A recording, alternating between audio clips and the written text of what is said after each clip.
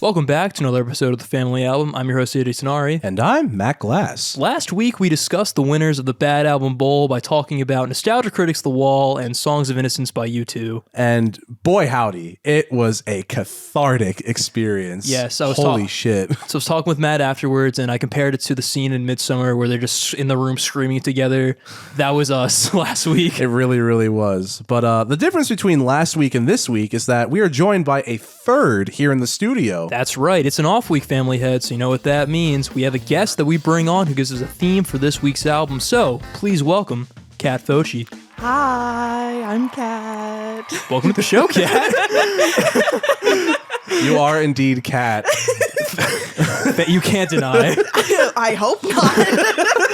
But welcome to the show, Kat. Thanks for coming on. Thanks for having me. I feel honored to be here. Well, the honor's all ours. Yes, truthfully. But before we hop in, give us a little bit of your musical background, musical tastes, anything musical that you like. Social security number? Yeah. Oh yeah, I'll throw that in there. So I guess I don't have too much like music background. I've just been really into music. A lot of like, ever since I got my hands on my first phone and was able to like sign up for Spotify, I was able to just like start listening.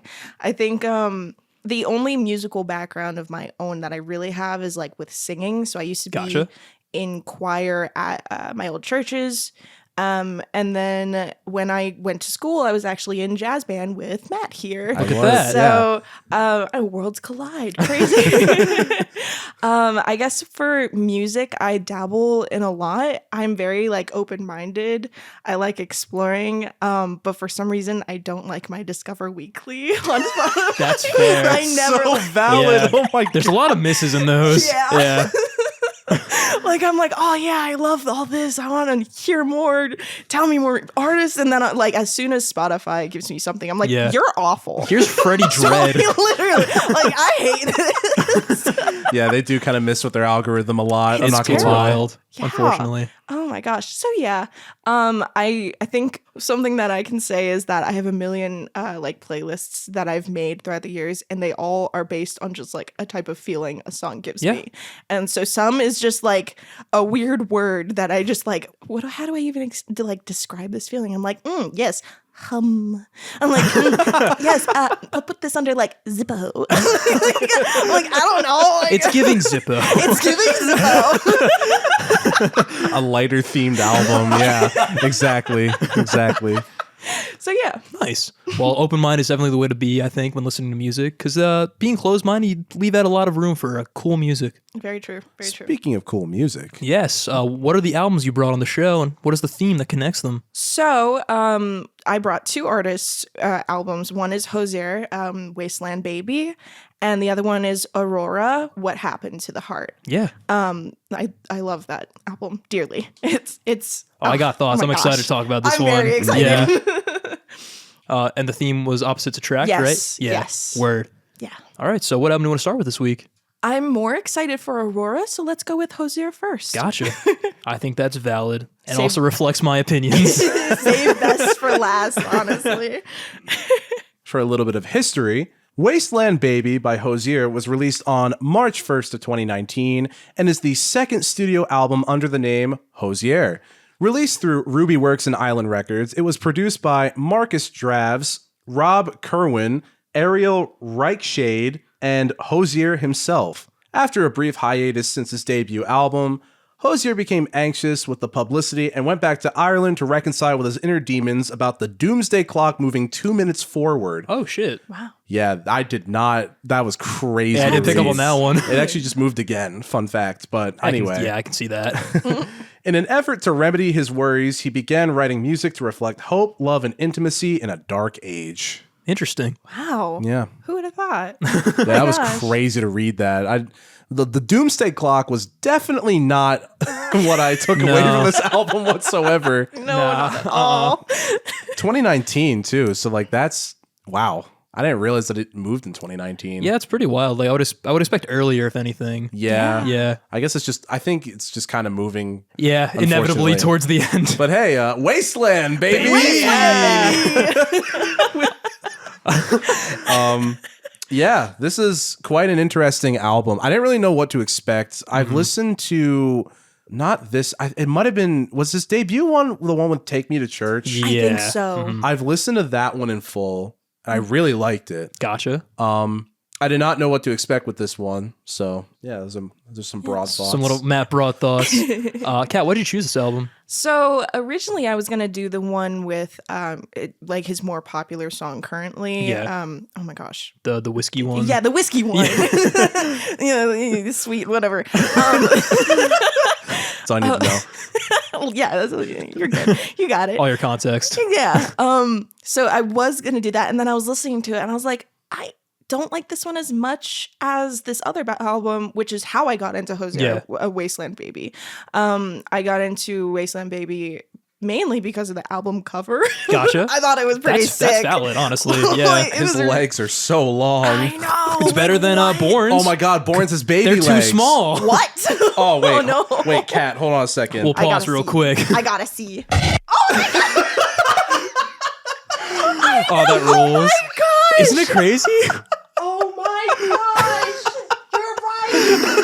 That's so bad. Oh, man. Why did they do that?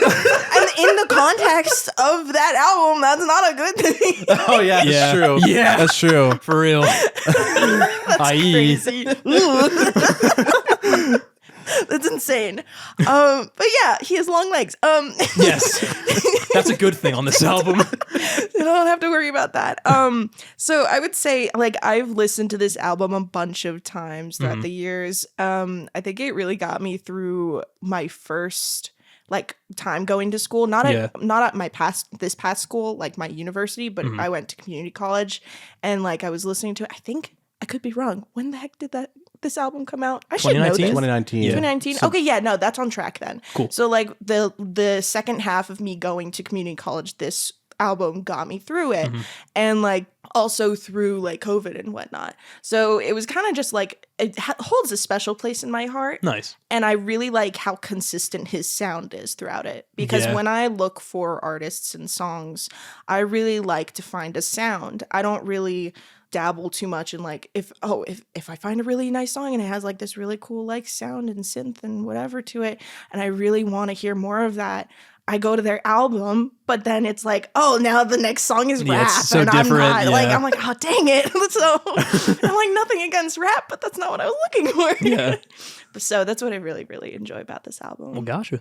And those are all valid reasons. Without further ado, shall we hop right into it? Yeah. Let's do it. All right. So this album opens up with Nina Cried Power, a very powerful opener. It's like, yeah. in terms of energy and just like context as well. Yes. Like very explosive in terms of its sound, with like the gospel influence that's on this track and all across this album. Very much a nice touch with Mavis Staples doing some backup vocals, as well as her own little break during the bridge. That fucking rules. Yeah. I love the drums on this. True. And that is definitely one of the biggest like highs of this album. The drums are so good.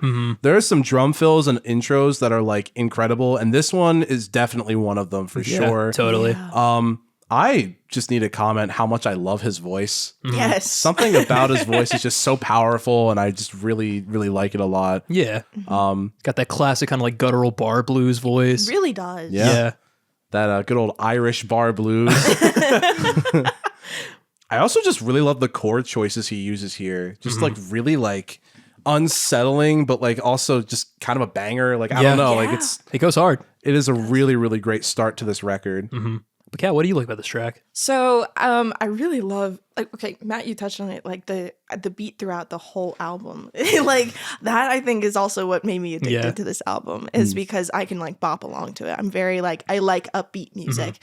And then I loved how just like in your face this song was. Yeah. You know, like, and I love that he used Nina as the name. I don't know why, but I just like that he used Nina Cried Power. It wasn't like a different, like, oh, I don't know, Sam. Joyce cried power. Chandler.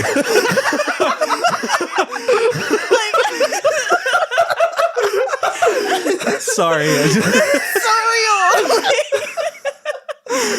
Anyway, continue. I'm sorry. You're good, dude. Like, but that's so valid, because that's exactly what my thought process was. It's like, it doesn't feel weird. Yeah, it like rolls off the tongue. Yeah, because he mentions other names in Yeah. the song, and he goes on like blah blah blah, and I'm like, but Nina, like That's Nina the cries one. power. Yeah. That's it. That's the one. And I like that it's like at the forefront. Yeah. So it rocks. It does rock. Really It does rock. I would completely agree. It's a very good opener to like rip you. Absolutely. And I think all like the names are like references to musicians, which is really cool too. Like you have Joni Mitchell, BB King. I think John Lennon's on there too. But like yeah, it's like basically just like talking about like protest music and like how like these people had power to like change the world with just their music. I'm gonna do that too. Yeah. Which is a really cool statement. Yeah.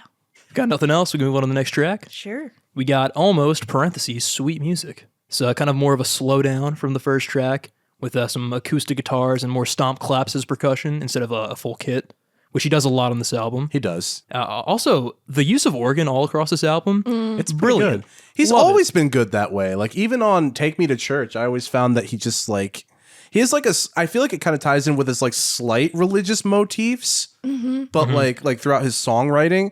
But he does utilize the organ really, really well. Oh, totally. Absolutely. Yeah. Just all across his discography. I think this is a pretty decent track. I don't know if it's one of my favorites, but I do like just the way he sings this song. Yeah. His lyrical flow is like really what kind of like drew me in. I gotcha. feel like. Yeah. And I also like, there's this part during the choruses, he plays like the slant rhymes of like start and dark all throughout. Yeah. It's like a cool motif, like lyrically. And then like just the whole gospel influence all throughout just makes it feel a lot more powerful and adds like such a lush texture, like anytime it appears. What are your thoughts, Kat? So this also wasn't my favorite from this track. Like, I think it is a really good example of what Hozier is on this album. Yeah. Like, if I were to point out a song to kind of just like, hey, take a listen, this is kind of the sound of his album, it would probably be this song. Yeah. I don't know, it kind of like brought me in, but also not that much to where I was like fully invested. Yeah. So I was like, okay, not my favorite, but it was still good. Yeah. And I loved his like lyrical, like just, I don't know, he's not a genius, obviously, but like I see it when I listen to his album, it's like he's talking in riddles almost, and that's consistent through it as well, where like I really have to think about it. I'm like, what does he mean by this? What does he mean by that? Because I don't know. I'm not like I don't know. I'm a beginner, like I'm a newbie. Okay. So when he like brings that stuff in, I think it's really cool because like I don't know what the hell he's talking about. So lay it to dissect. Look at it, Yeah. and I like looking at the lyrics to like figure out what the heck he is and like what he's trying to put across here. And then the name of the song too, almost, is like almost what? Almost what? Like okay. I have to know. You know, it's funny. Apparently a lot of his mainstream success might be in part to Tumblr, and I can see that. apparently people refer to him as like the world's favorite cryptid. Yeah, Really? Because Oh he's my just really gosh. tall. He's like 7 feet tall. He's I don't know. really tall. He's really fucking Yeah. tall. He's really tall. He's really. He's really tall. Oh my gosh. Yeah. No. And I think it's funny because, like, speaking of, he's like the troll under the bridge. You know what I mean? Just Yes. like it's almost sweet. It's almost sweet music, but what do I mean by that? Like, Look in between the parentheses. oh man. I think going back to what you said, where like this gives like a good kind of like encapsulation of like what his music is like, is a really good way to put it, because there's a lot of similar musical stylings in this song on the rest of the album. Yeah. So I think that's like a very like keen observation. And also he does speak with like a lot of metaphors, which like requires you to do some like research. Right. A lot of like mythology and like Yeah. musicianship. Which I actually love. Yeah. That's like one of my favorite parts about this album. totally. Too. And I'll get into that, but Yeah, it's a cool motif. yeah. Got nothing else? Shall we keep going? We move on to movement. Oh. What can I say? The king is back, baby. Damn, this song's kind of sexy. I'm not gonna lie to you. Dude, during those choruses especially. My gosh, the way he like he's so good at stacking his harmonies. Yeah. Like he just makes it sound like there's a full fucking choir behind him, but like it's just him for the most part. Yeah. I mean, maybe there's other people, but like we only care about Hozier. You know what I mean? He's the cryptid. He's the cryptid. He is the cryptid. His voice. Cryptid? Sorry. Yeah, who's a be crip walking out of here? About to pull a Serena Williams. You know what I mean? Oh my gosh. Yeah, his voice is so powerful though. Like I really dig it a lot. And let me tell you, the serotonin I got when those drums Oh my God. finally Dude. kick in, dude, It goes so hard. it took me away. Like, oh my God. This song is fucking epic. I love it. Backup vocals in there, the organ just going ham, and just like the overall energy shift is beautiful. Oh my gosh. Yeah. I think a lyrical highlight that stood out to me was "There, all of you, a verb in perfect view." It's like equating someone to a verb. Ooh. That's like romantic. Damn. That is. Oh my gosh. I will say this song, it's like you wouldn't know it at first, but it is like a love song. Yeah. Like definitely a lot of his stuff on this is like it's like a love album. Mm-hmm. Like he's professing his love or he's like, trying to dissect it. But one thing that I love about this one is the way his voice shakes. Like Yeah. I want to like become his voice, and like be able to like move the way that he kind of expresses his emotions, especially when he's like, shake like the bow of a willow tree. I Yeah. think that part, I think that what drew me in Yeah. to this song is because it's like you hear it and it's just like a punch in the gut. And It's I'm such like oh, visceral imagery. yes. Yeah. Oh my gosh. And I'm like, whoa, okay. And then like, Oh, word? like, all right. Sorry. Now you're good. We have fun on the podcast. We do have fun on the podcast. I think one other thing is that I noticed another like biblical motif was the Jonah in the ocean. Yeah. Make me move. And he's doing all these Bible callbacks. Yeah. And I was like, when I listened to this over these years, I never caught on. And like, I'm a religious person. I didn't know this, but and then I just listening to it, I'm like, whoa, what the heck? Okay, so there's more and more and more and more, and I'm learning more. And then he's like, okay, yeah, Jonah in the ocean. Hear that? That's for you Like, specifically. That's for you. I'm like, oh, all right, thanks. You mean me? Little old me? oh, thank you. Let me open Tumblr real quick. I also think like equating like this love to just the act of moving is a really like cool like lyrical interpretation or like lyrical theme, and like it is very romantic, and just like all like the movement imagery is very very well done. Yeah. One thing that I actually love, one Yeah. of my favorite lyrics on this is "or Fred Astaire in sequins." Yeah. I was like, oh, Damn. Like man, the feet of Fred Astaire, the dancer. because I love Fred Astaire and I love all those like old timey kind of Yeah. like tap dancing. Put on the Ritz. Yes, put on the Ritz kind of stuff. And like that, again, that movement. Yeah. And I'm like, whoa, okay, so he's really doing his research. Yeah, like all This the makes different me ways he happy. describes that. I know, It's brilliant. It's so cool. Because you can just like think of movement and you're like, okay, yeah, just like you're moving back and forth. But it's like, no, dance. Yeah. The waves. The wind. The wind. Uh-huh. It's in the wind. I don't know. It's really cool. So I love that about this Yeah. song. Good stuff. It's pretty sick. Next up, we have one of my favorites from the album. We have No Plan. I really like the overall like energy and vibe, and I love just like how prominent the guitar is on this track. One lyric that stood out to me was, "Why would you make out of words a cage for your own bird?" Just like you're the one who's like kind of preventing yourself from like achieving what you wish, which is something that I relate to.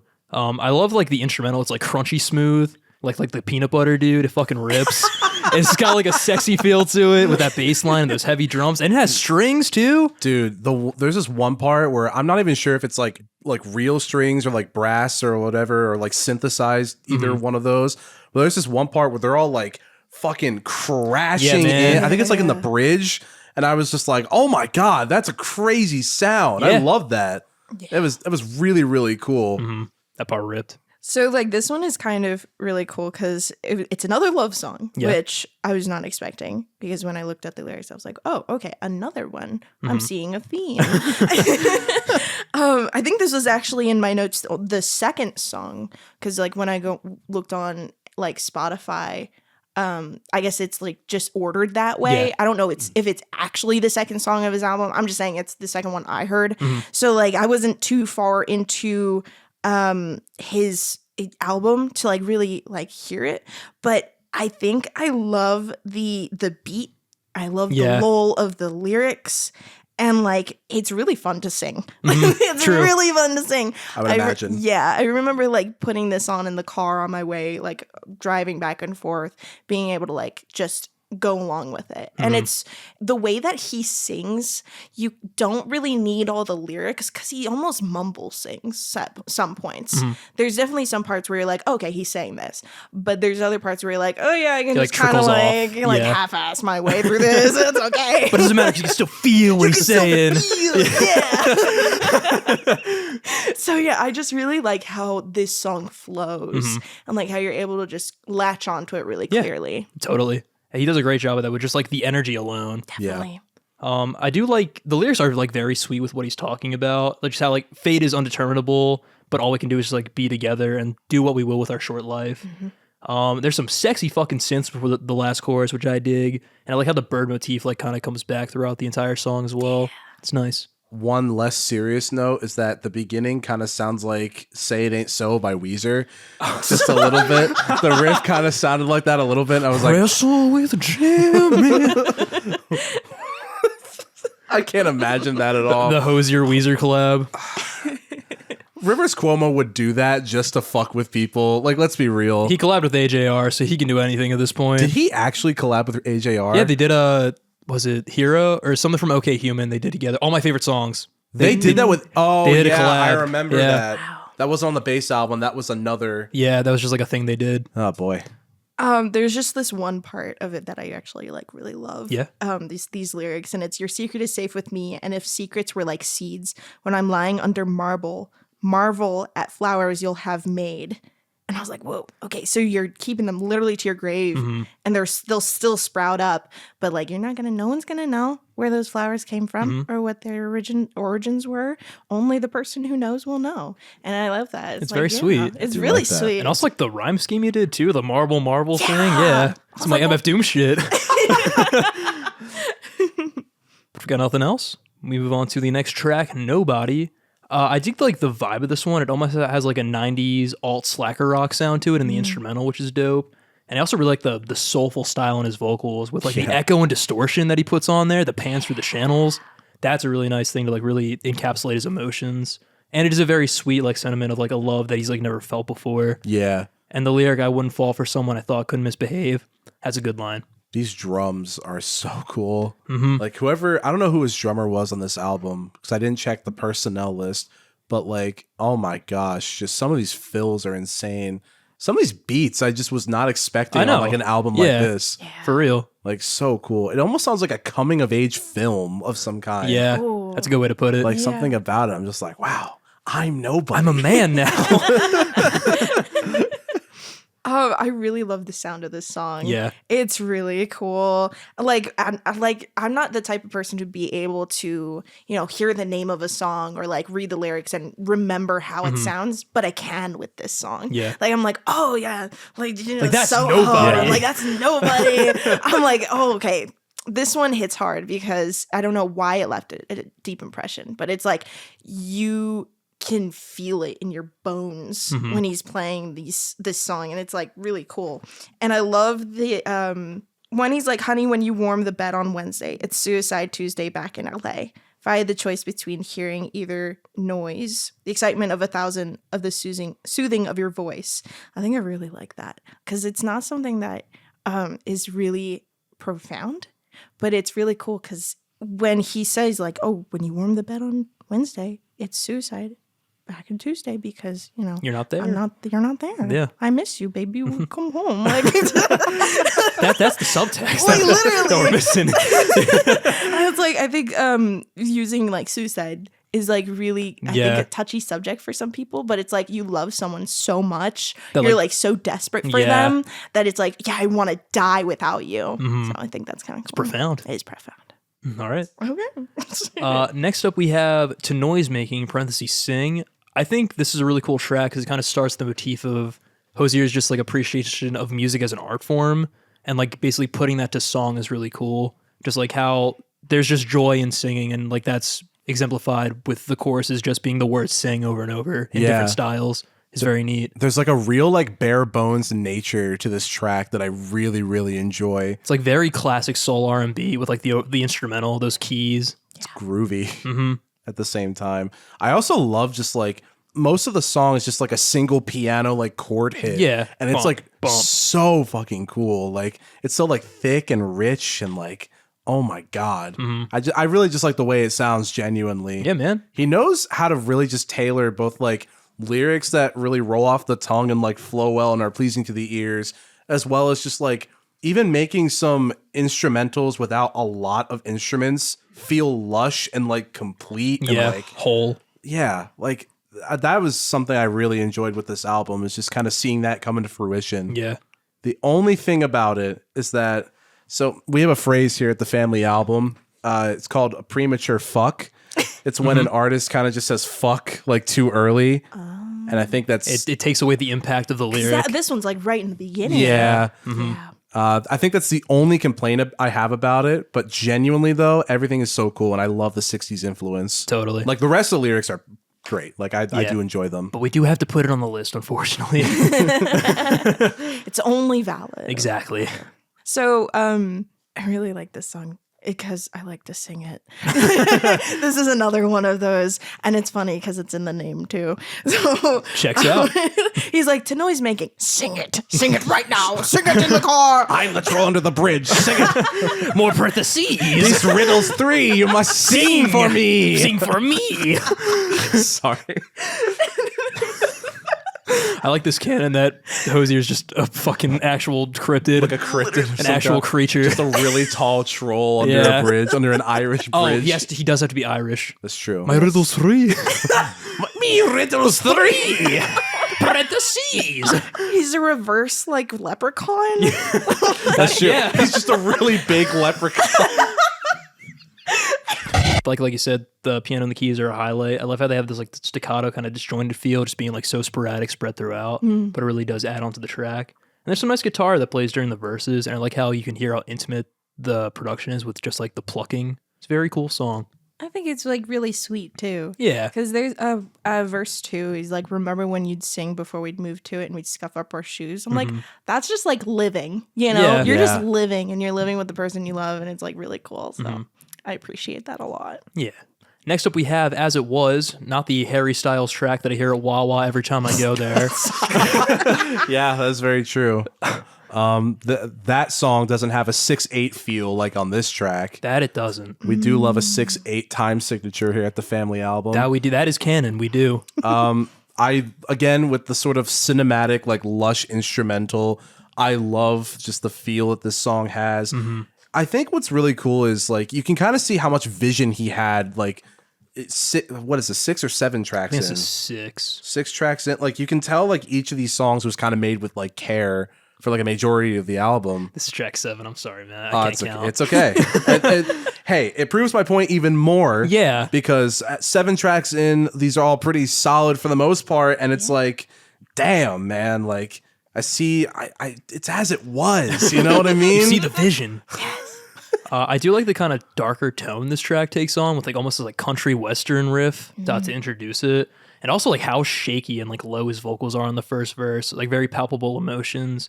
And then like the subtle slowdowns during the chorus is really cool and captures the energy of the track very well. There's also some really like nice string and key work during the choruses that like have this like melancholic, almost like hopefulness to it. Like, it's a cool juxtaposition. When I listened to this, though, like one of the only things I wrote, and there's one of the only things I wrote was it feels haunting. Yeah, you know, totally. I just got that vibe from it. I think one of my favorite parts is the last like bit of it, where it starts with eyes at the heights of my baby, and like it keeps going like something of my baby, something as my baby, blah blah blah. But then like the very last lyric is half as beautiful too. I'm like, oh, okay, so you're saying like all these like beautiful, awesome things, but like it's not as much as like my lover, my baby, my baby, my baby. Sorry, I'm trying to stay in character. Accurate, you know what I mean? Yeah. I also want to add. So when I was.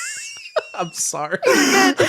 So when I wrote to like touch on that lyric, I misspelled beautiful. And I spelled it as beautiful. That's a common Irish phrase for when you're beautiful. I just needed to share that because I was like, oh, Matt is actually Irish. This is a lore drop. It's true. I am canonically Irish. Look at his hair. Just look at me. Yeah. Just look at his hair. That's crazy. If we have nothing else to say about this track, shall I move on to track number 8? Yes. Shrike is track number 8. Not named after the obscure D-list DC superhero character that I found out about recently. Or the posthumously mentioned fictional character from Now You See Me, Lionel Shrike. That was my second thing I was going to say. That was the first thing I wrote in my notes. I'm glad we're on the same wavelength. I only know that because I've seen both of those movies very recently. I see. God. And I got very high while I watched them, so I was really confused. I think that's the only way to watch those movies. Well, the first one isn't that bad. The second one is not good. Yeah.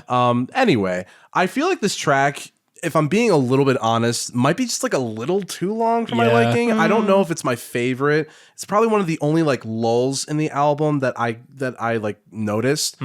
But the vibe is just very much pleasant, which I think makes that aspect very forgiving. Like it's at least a pleasant vibe. Like it's not like a grating listen. Yeah. I just feel like it just kind of meanders like a little bit too much for my liking, if I had to be honest. I think But that's valid. it's not a bad track at all. Like I don't think there's been like a single like true miss on here. And I wouldn't say that goes like to the whole album too. I feel like everything is like consistently solid for the most part. Yeah. I also like of note here his accent is actually very prominent on this track, which is cool. Which very very much like shows him just being like very open and vulnerable with this very intimate track, kind of like a regret song about a past relationship and how he didn't know what he lost till it was gone. And I like how his vocals become like louder and more unhinged, like as the longer the track goes on, like really just showing like his regret and like his personification of that. It's a very like nice way to showcase just like his emotional state at this point. So I like birds, and Shrike is a type of bird. Oh, Yeah. I was wondering that. Yeah, it's a type of bird, and it has like a screeching call, and it has like strong hooked bill, and often impales its prey on like sharp things like thorns or like fences. Hey yo. So I think it adds. Sorry. Hey, yo. Sorry. Hey yo. Hear me out. I didn't even mean it that way. Just a bird that fucking impales other things. Just was like, oh my With his god, beak. That's pretty metal. crazy. Sorry, Pretty metal. Yeah.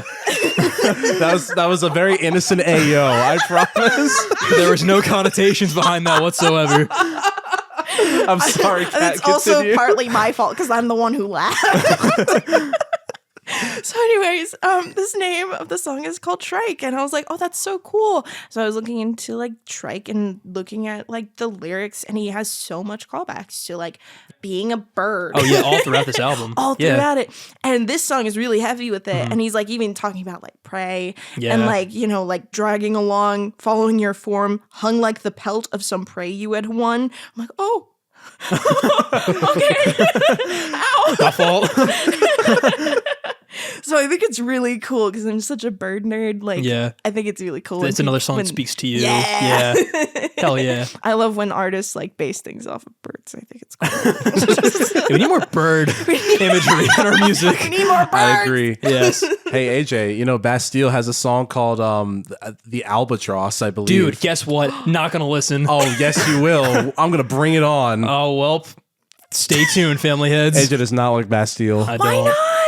Well, I guess I'll say my first impression was one of their worst albums that Matt brought on the podcast. Very true. Oh Yeah. no. I've been a fan of theirs for like a little while, and I brought on like their 4th album, and it's Give me the future. yeah. Oh no. Yeah. Okay. Yeah. But if you want to hear more about my thoughts on that album, check out And how much he liked it. and how much I didn't like it. Check out season 1, episode 19, 18, something like that. I won't correct you. I'll put it in the description. Sorry.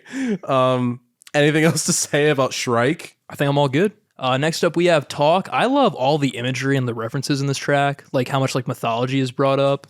The lyric that I really liked was, "I'd be the voice that urged Orpheus when her body was found." Like that, like I feel that, I see that. is- Sir, you're stealing Oh, my content. Yes. That happens a lot here on the Family album. Yeah, it does. Oh my gosh. Yeah, no, that is quite an impactful line. I was kind of blown away by that. And as someone who likes Persona 3, I appreciated that too. Persona 3. I love Persona. The organ in the chorus almost sounds like intimidating with just like how powerful it is. Has like a classic kind of horror feel, which I really dug a lot. And the guitars and strings really get a chance to shine all throughout. It's such a cool track. Like, he also just knows how to write like the catchiest underlicks on bass and guitar. Yeah. Like, it's so cool. Like how it just reinforces like the hooks and stuff like that by having like a nice melody with a different instrument. Again, this song, I know you kind of said like has like a horror vibe. This song to me also is kind of sexy as hell, if I'm being honest with you. Yeah. And this organ is just so cool. It almost has like a sacred vibe to it. Yeah. That I can't really describe. This makes one sense. might be one of my favorites. I can see why. It's nice. It is a very nice listen.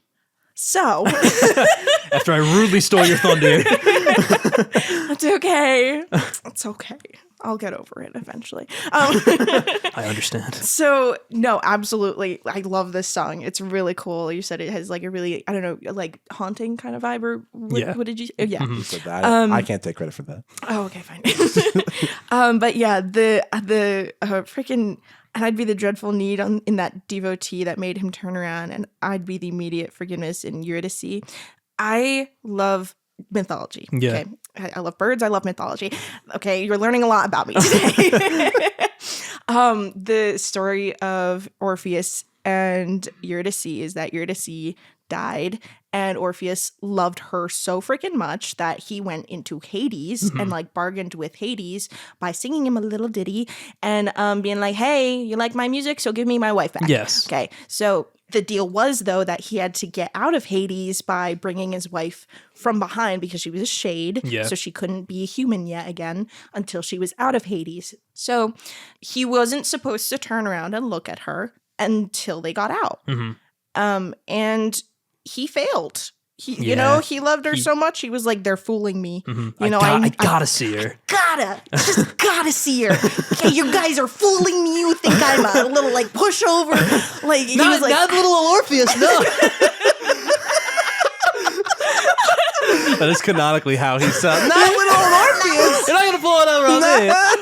You're not playing the wall over me, you little Orpheus. no, little me. I don't think so, Hades. I don't think I'm not gonna look for behind. They're no match for little Orpheus. I'm so sorry, Kat. Please continue. It's okay. You're only allowed to interrupt if it makes me laugh, so you're okay. We've been doing well so far.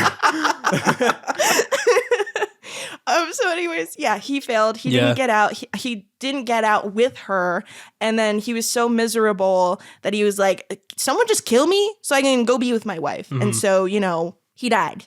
And now he's with his wife. But his head apparently is still like cut off somewhere singing. So anyways, the song, I love it because one, mythology. Yeah. Two, it's a really nice song. It's like haunting. And there's this one part where okay, so that's found in The Last Witness before the wave hits, marveling at God before he feels alone one final time and marries the sea. Imagine being loved by me. I'm like, okay, so God, marveling at God, okay, capital G, it's written here, I'm not denying it. And then but before he feels alone one final time, I'm like, oh, God feeling alone?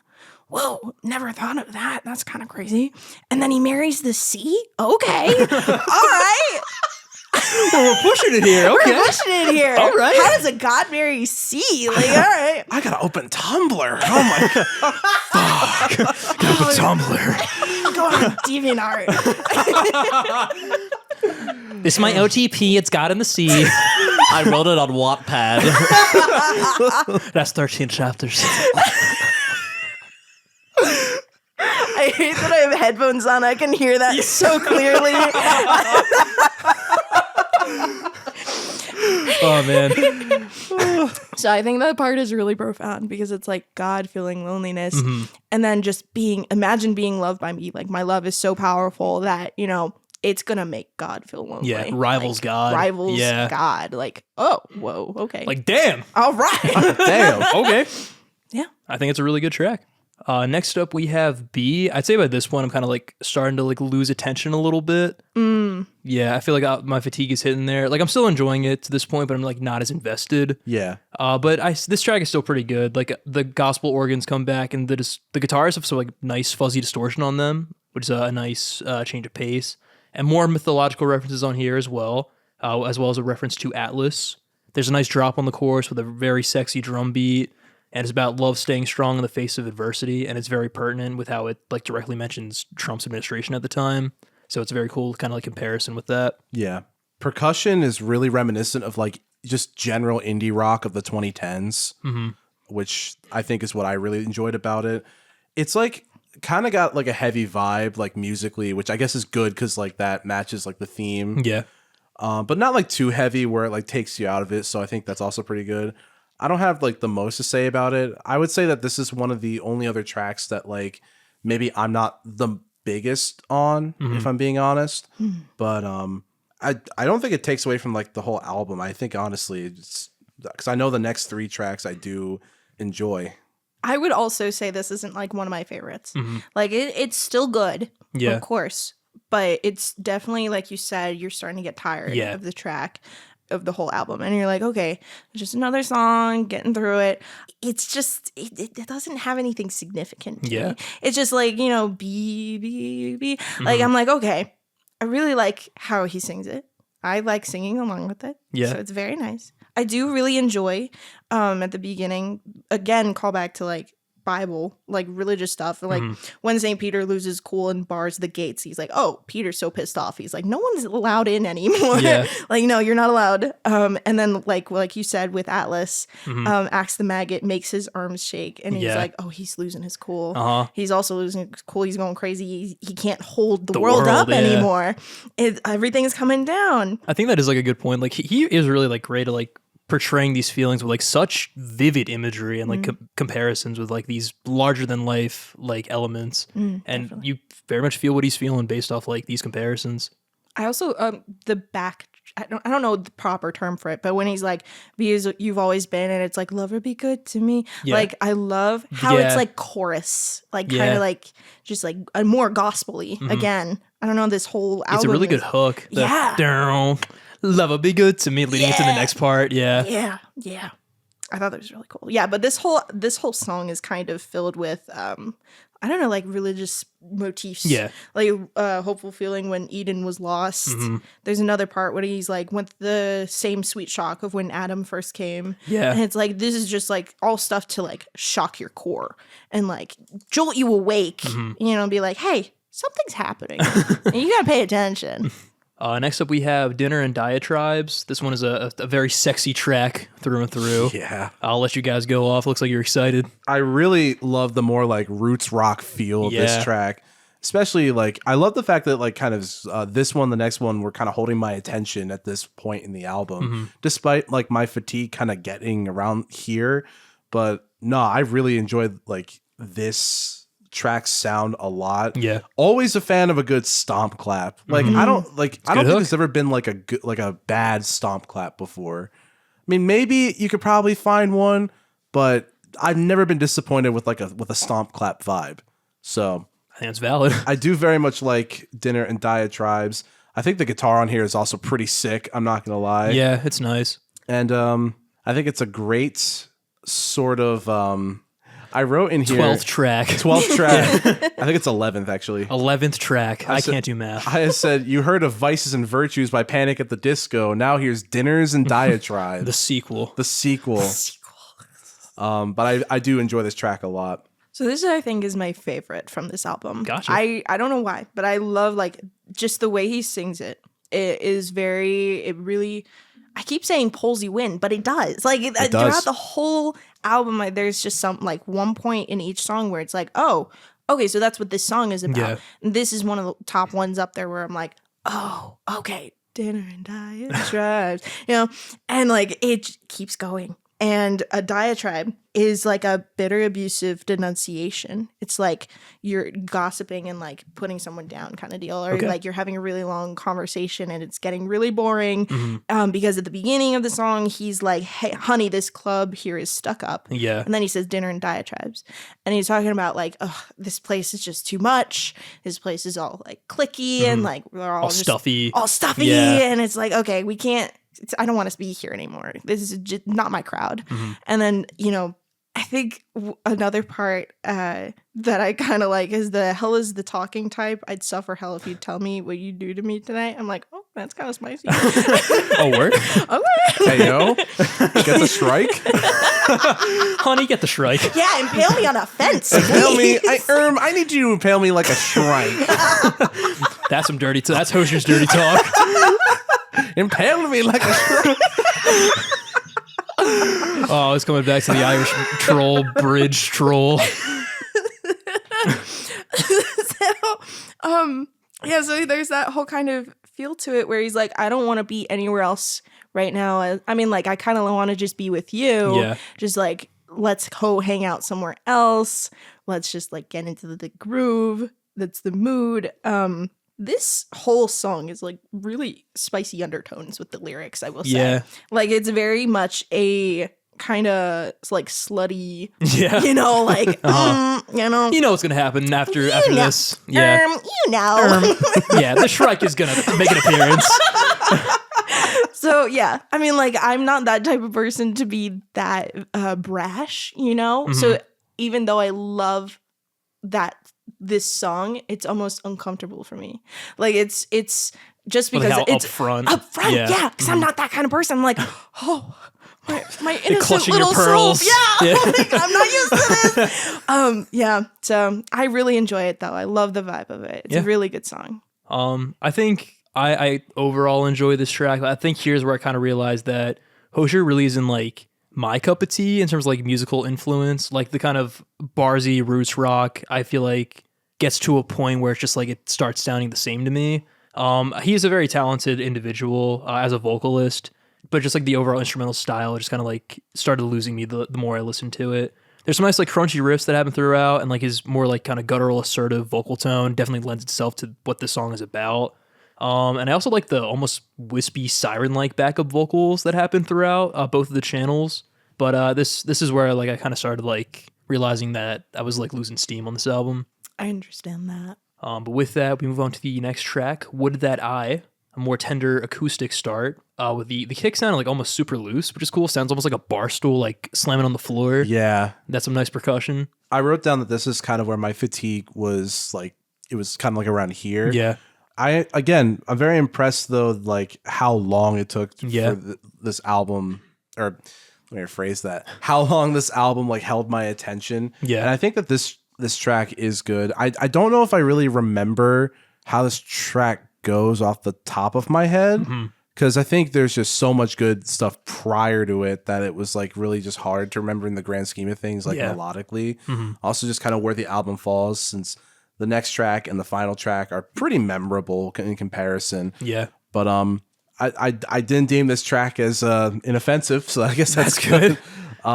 What I actually kind of like this. It's not my favorite, and I do understand like the fatigue feeling because I was also getting that. Yeah. But I think when I was like really listening to it, just because I was like, okay, I gotta have something for this. I think this track makes me feel like I'm underwater. Like it gives that kind of vibe where I'm like, I feel like I don't know. I feel like I'm in the album cover with him, I really like how guttural his voice is at some points where I can't remember the lyric that he comes with. But it's really, really good. And he just kind of like is in your face again. And I'm like, it kind of is a little bit of a wake up. Like, oh, this is another song. Yeah. Boo, like, okay, here's my voice. It's not just a slow Bring it back. song, Yeah. Like he feels like he's fighting back or like fighting or something. And he's just like, hey, I want to say something. I'm going to say it. We have 3 more tracks. Yeah, you better listen. Wasteland, baby, it's time. Literally. I think the other thing I noticed within the lyrics was there's a lot of tree references. A lot of like talk about tree and like fire. Hey, we're back, family heads. The power went out in the bunker. So we had to readjust really quick, but now we are so back. And last we left off, we were talking about Would That I? Is there anything else we'd like to discuss, or shall we move on? I think I was saying something about willow trees and how I like trees. Word. But the lyrics in this just have a lot of references to trees and like fire. There was one verse was like, true that love and withdrawal was the weeping of me, which is like weeping willows. That the sound of the saw must be known by the tree, must be felled for to fight the cold. I fretted fire, but that was long ago. So it's like we have to sacrifice nature for our own benefit and our own survival, which I thought was kind of metal. So I just really liked that part. It stuck out to me. So yeah. Nice. It's very interesting too. Like, since this is apparently a response album to the Doomsday Clock moving 2 minutes forward, that's like such a crazy thing. It's funny how like in some parts he really focuses on like the intimacy and like love, but it's also amidst like the apocalyptic landscape that he says in some of the other lyrics with like biblical level imagery. Like, something about that is really interesting. He definitely had like a vision with this. Oh yeah, in terms of its themes and like its lyrics. So that is pretty cool. And he did it very well. Next up, we move on to the penultimate track. We have Sunlight. This one is like very gospel through and through. Has like a hymn-like quality and with the choruses and the soaring organ that's peppered all throughout. And I like how it plays around with percussion really nicely. It doesn't like solely rely on the kit, even though it's there. There's like other elements that like really kind of bolster it like to the next level. And comparing Love to a Sunlight is very apt when describing it as fleeting, with like the Icarus reference personifying that perfectly. A very nice penultimate track. I do like the percussion on this track. Yeah, it's great. Sorry, I didn't read the rest of my notes. That's okay. No, I like the percussion on this track. I think it's nothing like new compared to like what you've been hearing, but it's still pretty solid. Solid enough where I feel like I liked it more than like the last 2 tracks. Gotcha. But yeah, no, it's a very solid track, and I think the best part about it is the percussion is what the takeaway for Sunlight. I understand. I like this song. I think it's like a good, like one of the good closers for this album, because like you guys were saying, you really get fatigued the like a few tracks before, away. Yeah. And you're like, oh, not feeling it. But then this one comes on, you're like, okay, I'm starting to feel a little bit more interested. You had mentioned Icarus, and like I love that. Again, mythology, okay, bread and butter, love it. I also, here's another thing I love. I love the moon. And there's one part where it says, betray the moon as acolyte on first and fierce affirming sight of sunlight. And I was like, okay, so at the beginning of this song, it talks about, I would shun the light, share in evenings, cool and quiet. Who would trade that hum of night? And it's like, okay, I love night. I love how it makes me feel. I love like the stars, whatever makes me feel good. I enjoy it. And then he's like, no, I would give that up. I'd give that up for the sunlight. And then he's like, I'd been lost to you, sunlight, and I flew like a moth to you. And it's like, okay, so he's almost addicted. You know, he can't resist it. And it goes on. And he's like, your love is sunlight. And you're like, oh, okay, your love is sunlight. It's not just like the person. It's how they treat you. It's how they like show their affection towards you. And I think that's really cool because at first it feels very gospel-y, like you said, like sunlight, you know, but it's like so much deeper than that. Yeah, the layers and everything, and like his voice coming through. I will say it's not like the best song on here, but it really does kind of prepare you for the end. Yeah, I think so. It's like nice too because like the way the like sunlight is personified here, where like it's like warm, it's inviting, it's like enthralling, but it's also like it burns. Like when you fly too close to the sun, it's fleeting eventually. Right. It's very nuanced. Definitely. But we move on to the last track, the title track of the album, Wasteland Baby. I like the delay on his vocals a lot. It very much sounds like he's underwater, which harkens back to the album cover, which is really cool. There's some really nice guitar work throughout, sounding very intimate and classic folk country. I really like the choruses, how his flow matches the guitar picking, and there's like some nice warbly keys that underscore it as well. I think it's probably one of my favorites on the album. I just really love the imagery and like the pained vocal performance. It's a very nice way to close out the album. I like the fact that he ended on more of like a folksy track, without a doubt. It was just like a really nice touch compared to like kind of the roots rock like stuff that we were hearing in like the last few tracks. Really helps it like stand out. The vocal effect here with the kind of wavering Yeah. back and forth is really, really cool. Mhm. I think what's so interesting about this is like it almost doesn't. It's got kind of like more of an uplifting. I mean, I'm trying to remember like the lyrics right now, but like I feel like the tone of it is almost uplifting, which is kind of nice. Mhm. Just the fact that like love and intimacy and all that stuff would just like Will prevail. Yeah. persevere, excuse me, in this time of like apocalyptic Yeah, uncertainty. wasteland, Baby. That's my favorite part when he says it like that. Wasteland, baby. Oh, it's a wasteland, baby. The Bono feature killed. Oh my gosh, yeah, no, it's it definitely feels like you're capping off a journey of some kind, and I will also have to agree the guitar picking pattern is very pleasant on the ears. I thoroughly enjoyed that. It's nice. But I would also agree. I think this is definitely one of my favorite tracks on here, and it definitely deserves the title track. I agree. I also think what's kind of cool, this is the title track, and it really just feels like it embodies the album. And also, one thing I always look at when it comes to the albums that we review is like, does the music match the album cover? And I think you had mentioned before, like the one track that makes you feel like you're underwater. Something about that is just really, really cool, especially with like the apocalyptic imagery, because it's like that's kind of what it feels like sometimes when you're in like the thick of something, like you're kind of underwater trying to like gasp for breath. Yeah. But he's just sitting there chilling underwater, Yeah. looking like a whole ass snack with long legs. Borns could learn a thing or two. About to fucking Shrike somebody. It's gonna be crazy. Kat, what do you think about this song?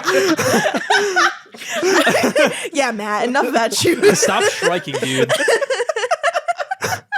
Anyways, so I also think this deserved to be the title track. I really enjoy this song. Again, the Doomsday Clock. I think of that. And I didn't know, like, when I first started getting into Hozier and this album, I was like, Wasteland, baby. What the heck does that mean? Like, I'm like, okay, Wasteland. You think of a barren, empty place, and it's like, baby. Like, Baby. baby. Like, Hey, baby. Hey, Wasteland, baby. So I think this song kind of helps encapsulate the whole album and, like, kind of tells you, like, hey, this is what I've been talking about this whole thing. Like, I love this person, or like I have this love that I want to express, and I'm not going to give them up even if the world is ending. And there's a couple other lyrics that I freaking love from this. And this is like really in your face with the lyrics. So, and that day that we watch the death of the sun, that the cloud and the cold, and those jeans you have on, and you gaze unafraid as they sob from the city ruins. Wasteland, baby, I'm in love with you. Like, okay, so even if the whole world is freaking out, you're just gonna like focus on the person in your relationship that you're in, and it's like so like bittersweet. Yeah, it's so like profound. Like, I don't know. Yeah, like, even at like the end of the world, like we'll be together. Yeah, and there's that beauty kinda in deal. that. It's powerful. Yes, and like this whole song is just it harps on that. It's like, hey, even if, you know, everyone's screaming, like going crazy. At least we're together. Like, yeah. Like, I got you, baby. Like, Wasteland. Wasteland. Hey, Wasteland, baby. So anyway, I also really love how he sings it. Like, especially like the Wasteland baby part is just, you know, I think it's really just like it itches my brain. Yeah. You know? It's a nice like takeaway at the very end.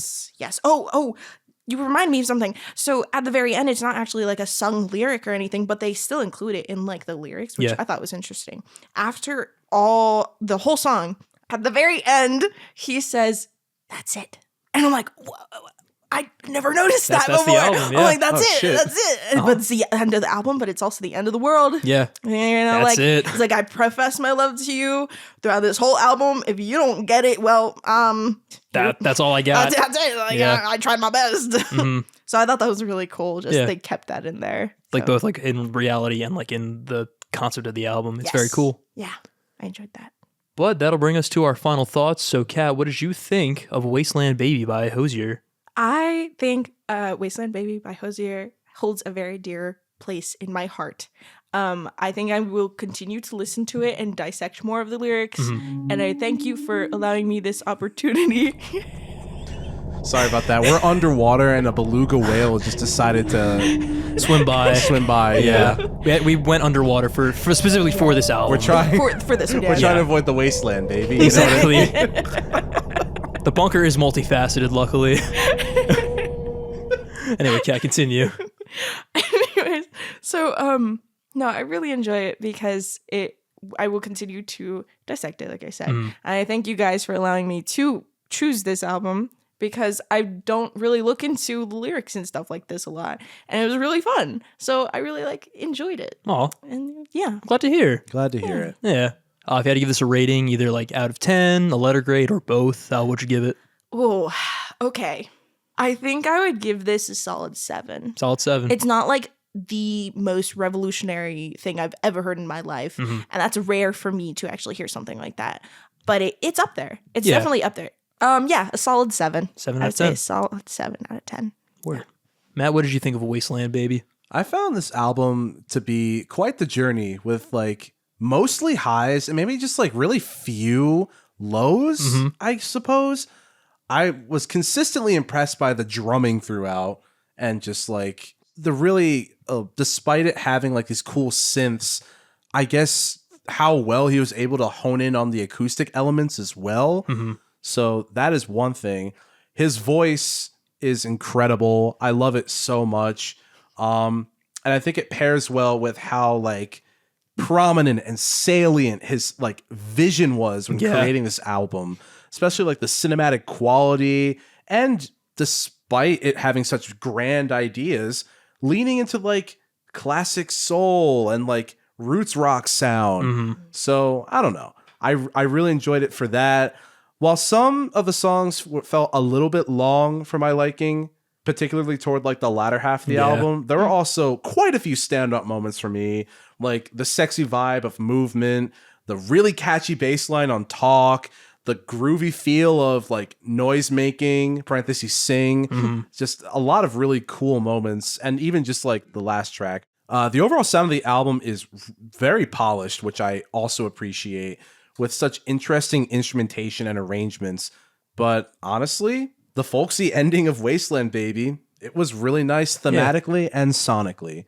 It's cool that even with such a heavy theme and such like apocalyptic, I guess, imagery, it leaves you with a nice, slightly uplifting feeling that love prevails. Yeah. So I would probably give it like the same place, like a 7.5 out of 10. And I'd put this at like low B. Yeah. Genuinely, I would give this a listen again. There are definitely tracks on here that I would listen to.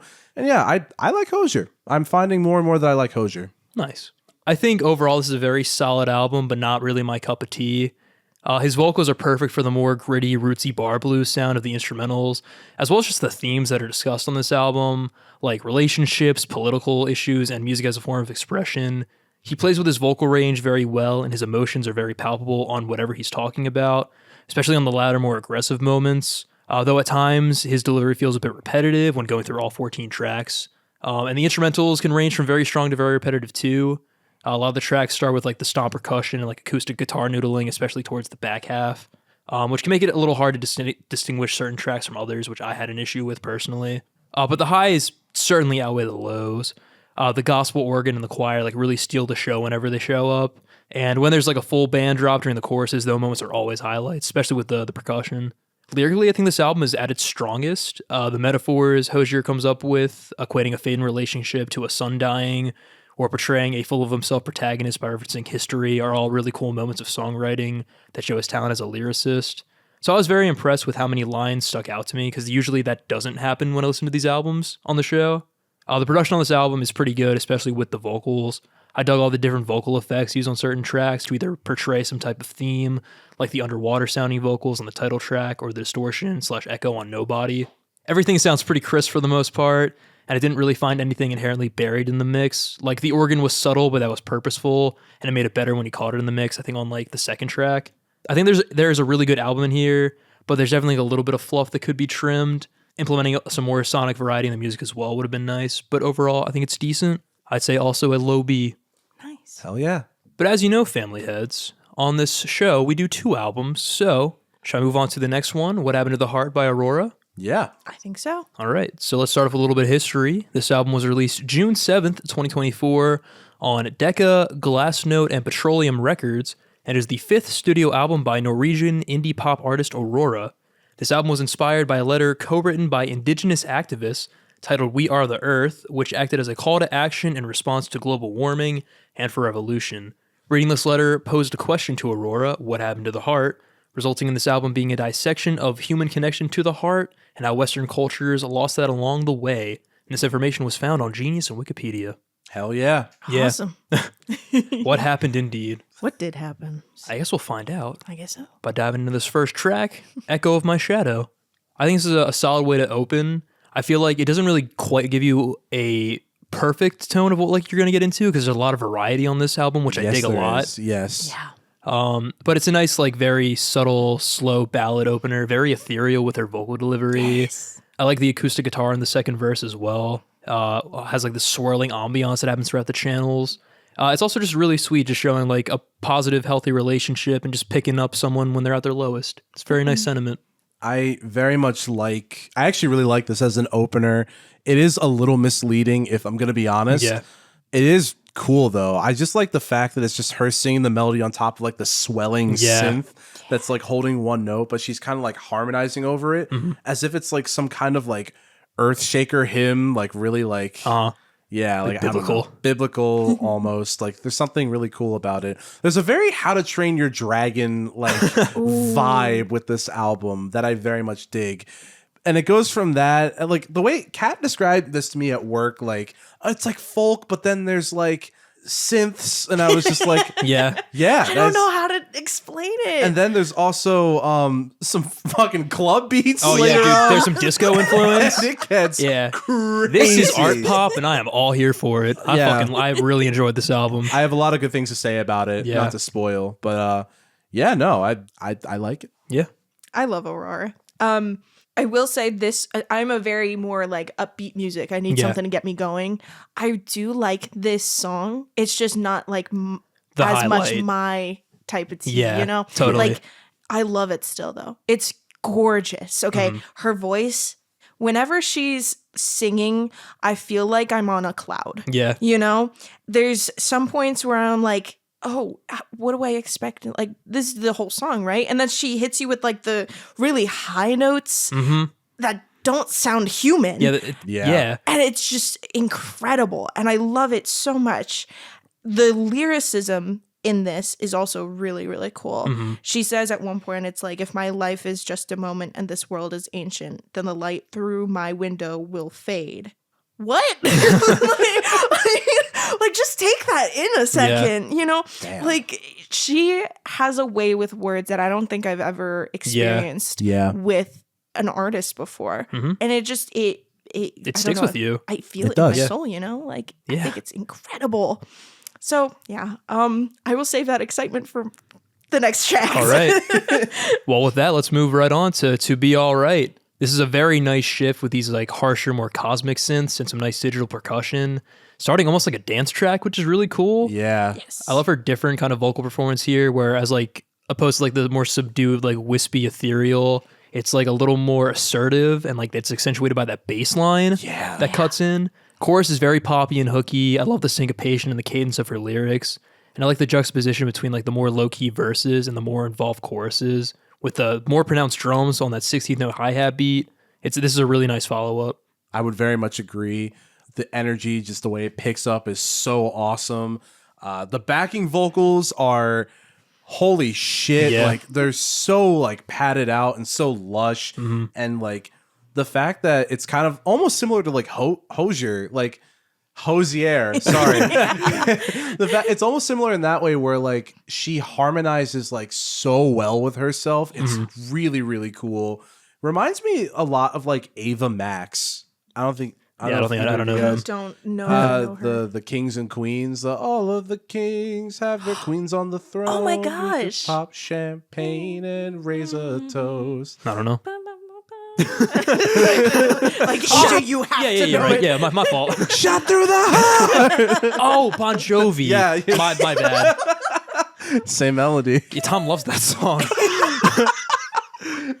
Kat, what do you think of this song?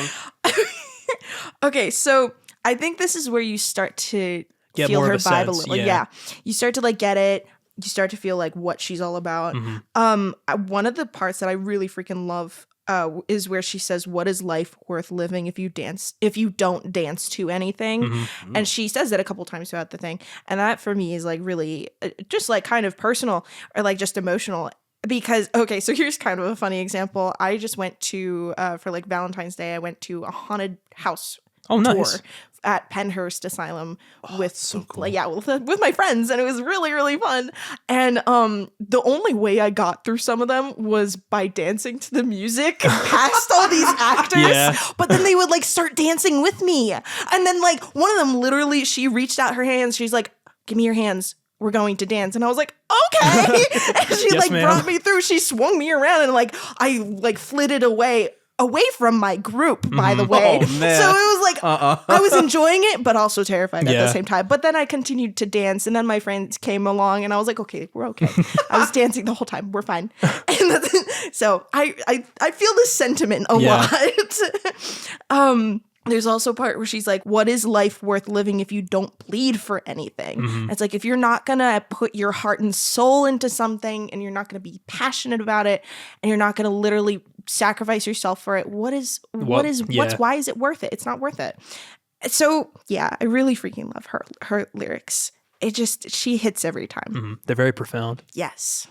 Next up, we have Your Blood, one of my favorite tracks on the album. Yeah. The fucking disco drop on the chorus. Oh, shit. And it starts off like cool because you're like, oh, it's a nice like acoustic guitar vibe. Yeah. And then as the beat kicks in, you're like, oh, wait a second. Dua Right. Lipa's on this track? What the fuck? No, literally. Yeah. And then like, oh my God, the chorus on this is So good. So good.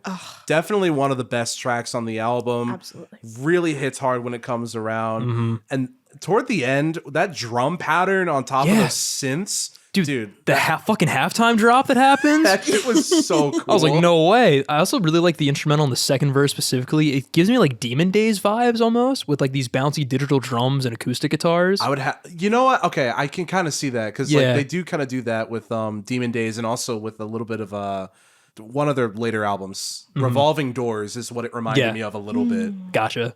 But yeah, that like really kind of caught my attention. The choruses are just so good. The bass line is like such a highlight throughout, and it really does an excellent job accentuating the guitars as well. And like the techno kind of drum and bass pattern they have on like the last refrain of the song is like she's just throwing everything in there, but it's working so well. It is. It's so cool. Okay, so I also freaking love this song. She has so much layering of her vocals with the instrumental and the like electronic lyrics. Electronic lyrics. That's not a thing. No, it's really cool. I think one part I really love because it just kind of like, it's really satisfying to hear. At one point, she's like, "Do you hear the echo begging you to let go?" And then it goes like, "Let go, let go, let go." I'm like, she literally did It's the begging echo saying like, "Let go." I'm like, why are you so cool? I love you. I want to be you. Let go my echo. You know what I mean? The classic phrase. Aurora always says that. Sorry. Oh my gosh. There's another part where it's right at the beginning. Needles stitching up the big holes. You've prepared for battle as you fell apart. Are you dust? I'm like, whoa. Okay. First of all, the needle thing, that is brought up in another song later on. It's a kind of a reoccurring thing a little bit. Not too much. Like, it's also, her song's not too much. None of these are too much. That's what I feel personally. And the dust, I think of like cremating like a loved one. Like you're dead. You're not coming back. Like, are you dust? You are dust. I'm like, all right, well, this is it. Yeah. This is how it's going. I love it so much. We're all dust. It just takes a while to get there. Yeah. Shout out to all my psoriasis gang. I'm already dust, baby. Wasteland. Halfway. I just want to call back. Not call back. Another lyric is, "When all inside you burns like a star, it's after you burn out that you are reborn again." I'm like, okay, Phoenix, you're rising from the ashes. Yeah. Dust. The ashes are like dust. The ashes are like dust. And that's me. I'm the dust. Phoenix. I'm the Phoenix. You're the dust. I emerge while you crumble. So I just really think I really love her lyrics. Oh, yeah. And just her vocals are incredible. Yeah. She fits a lot of she's vibes awesome. perfectly. She does. Yeah. She really does. Next up, we slow things down with Conflict of the Mind. I love the filter on her vocals. Like, she sounds like GLaDOS from Portal, which I thought was like really cool. You're right. What a crazy poll, but like you're correct. Yeah. Like that's the thing about it. Like, it sounds almost like text to speech, like the whatever filter they have on her voice. Shit, man, I'm playing Yeah. Portal when I get home. Oh my god. But like the minimal instrumental they have and like these ambient keys that just like surrounded like so much like etherealness. The keys are also awesome on the chorus. They're very spacey and they complement her more pronounced, less digitized vocals on the choruses, which is a nice split as well, where she's more natural in the choruses as opposed to the verses. And I also really like how they play with her vocals during the bridge, where the backup vocals kind of come in, taking turns at both channels as they pan through. Is really nice. Though I'm not the biggest fan when they kind of splice that vocal sample back and forth. They could be like a little obnoxious, a little tonally inconsistent. But overall, this is a nice follow-up to that track. I would say like the pitched up vocals in between the chorus and like the second verse were not exactly my favorite part. Yeah. But I don't think it like bogs the song down at all. Like the song really reminds me of like Time After Time by Cyndi Lauper. Gotcha. Like it kind of has that like same vibe to Yeah. it. And I can really dig it. And I think it's cool to kind of like slow things down at this point in the album. In the beginning of this journey of 4 tracks so far. But yeah, no, I don't know if it's one of my favorites, but I definitely think there's a lot of merit creatively in this song for sure. I agree. And I also really like how she's still just like blending a lot of the genres and like sounds. Agreed.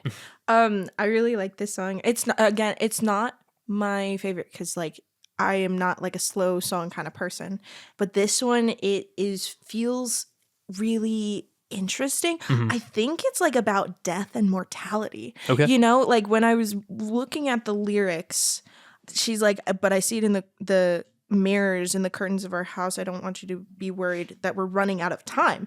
I'm like, oh, okay, doomsday again. Here we go. Doomsday clock.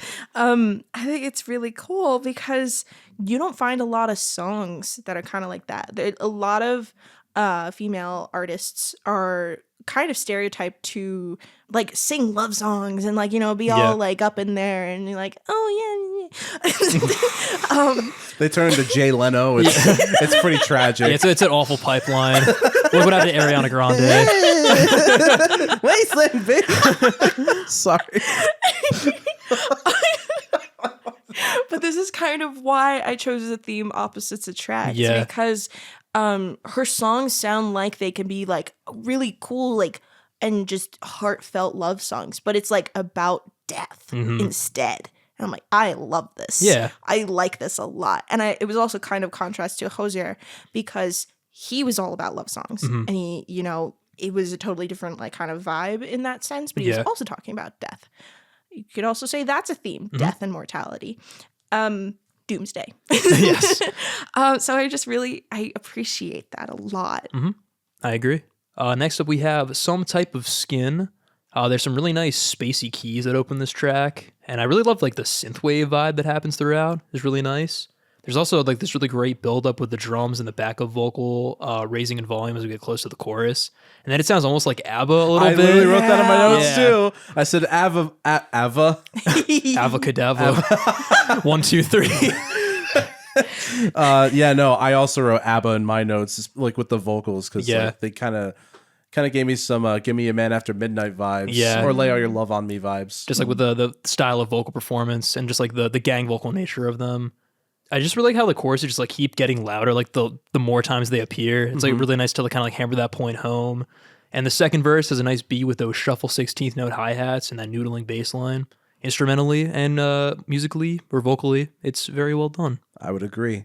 Yeah, not too much more to add because AJ kind of said the majority of stuff that I was going to say. I'm sorry. No, it's okay. I do that a lot. This is the bop I wrote. This is a bop that all the club girlies will enjoy. The Gorleys. The Gorleys. Yeah, no, this probably is one of my favorite tracks on here. It's pretty good. Yeah. I really love when she leans into like the club vibes. That's my slime. You know what I mean? That's what they say. Who's saying this now? Maddie Glass. Maddie Glass. I have so many names of this podcast. Mandolin Matt, King Matt, the Baptist. Fucking King of sex icon. King of sex. Sorry, that's Pete Buttigieg. Hey, yo. We've established that's Pete Buttigieg. All right. Shit, I gotta get my Shrike. Kat, what do you think of this album? Or not this album, this track. All right, let's just wrap it up here.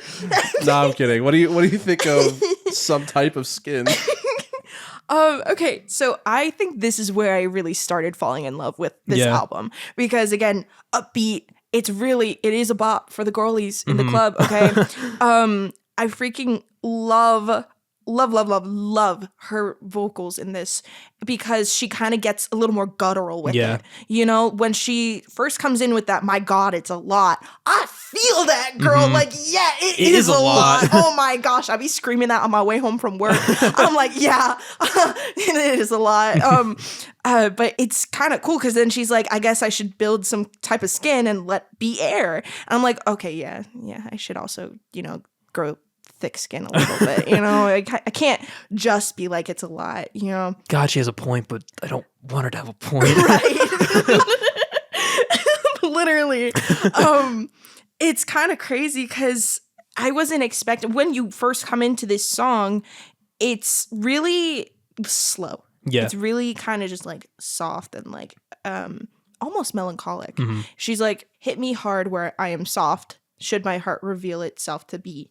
And then more than a muscle or a fist covered in blood. And it's like, okay, so she's like, I'm bearing myself to the world or to you. Or like, she's just putting herself out there. She's like, but I need some kind of skin to protect me from the harshness of the world. And she's like, I can't survive without it. So I need to grow some type of skin. And I'm like, yeah. Fuck, that's so real though. So real for that. So yeah, I really, really enjoy it. This is also one of my top tracks on this album. I could see why. Yeah. It's really good. Yeah. Next up, we move on to The Essence. This one I don't really have too much to say on. It's a nice, more intimate moment. The acoustic guitar comes back, which is very cool. Has like this almost retro filter and like room tone that coats it, which is dope. Yeah. It seems like it's kind of a breakup song, very much a more melancholic tone, and she has a very clear pained tone in her vocal delivery, which is nice. Well, not nice for her, but nice to hear. I like to feel the pain that they're... Please make it authentic. And I also like how the backup vocals add more emphasis to the lyrics itself. It's like almost like a voice in the back of your head that's like really loud. I think it's a very cool artistic choice. It is. It's weird because like the instrumental is mostly like really intimate and like acoustic, but then there's like club vocals, if that makes sense. Like really like prominent like backing vocals, like, and they come in as like a unit, you know what I mean? Like they're all together, they're like screaming at you, but it's over a guitar, it's like dun, dun, dun, dun, and I'm like, God damn, okay. Damn, I feel the pain, I feel the essence. It is a nice calm down after the last track, I will say. Very interesting like combination of vibes, I feel like. Yeah. So one you wouldn't expect to work, but one that she pulls off. Yeah. No, it's fascinating. This one is really cool. So like you said, it's kind of contradictory towards itself because it's like really slow and like melancholic. And she's even says in the beginning, like, I've mourned you now. And it's like, oh, okay, so this is the vibe. This is what we're going with. And then she's like, she hits it. And she's like, I'm going to pull at your heartstrings in a little different way than I've done before. And I'm going to like make you hurt. I'm going to hurt you. Okay, and this is what it's going to be. And get ready. So yeah, you're gonna feel the essence. That's why. So again, it's a slow song, and I struggle sometimes to keep on par with those and like keep up the beat. Yeah. But I think Aurora does really well. Is pulls you back in every time. She's like, oh, this is a slow song, but I'm not gonna like make you tired of it. Yeah. I will hit something. Make it worth listening to. Make it worth listening to. Yeah.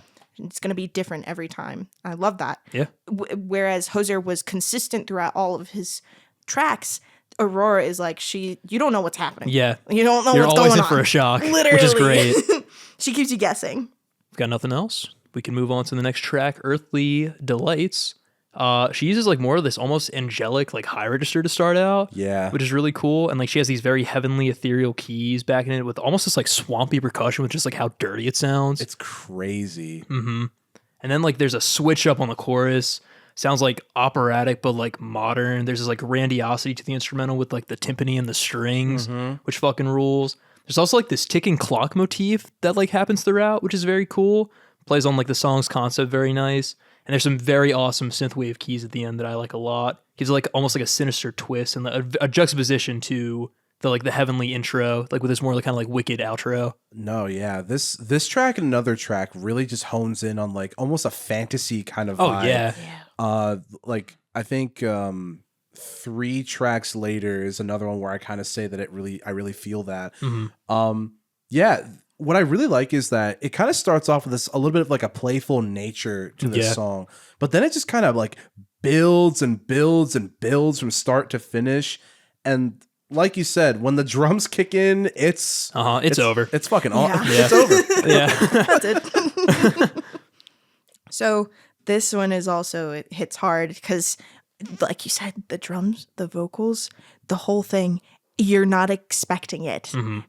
She comes in with that real high notes, and then she dissolves into like you become part of the song with her. Yeah. It's really, really cool. And she does this so well. And she has like these breaks in the lyrics.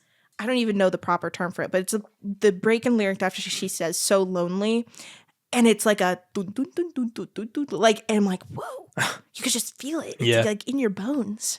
Then I love the lyrics of this one too, because she goes, the first part is, first you made for me a river, so I would have water, made for me a garden, so I would have earth, but I'm so lonely. I'm like, oh, so you did everything for me, but you left me alone. Like I am surviving, but that's not living.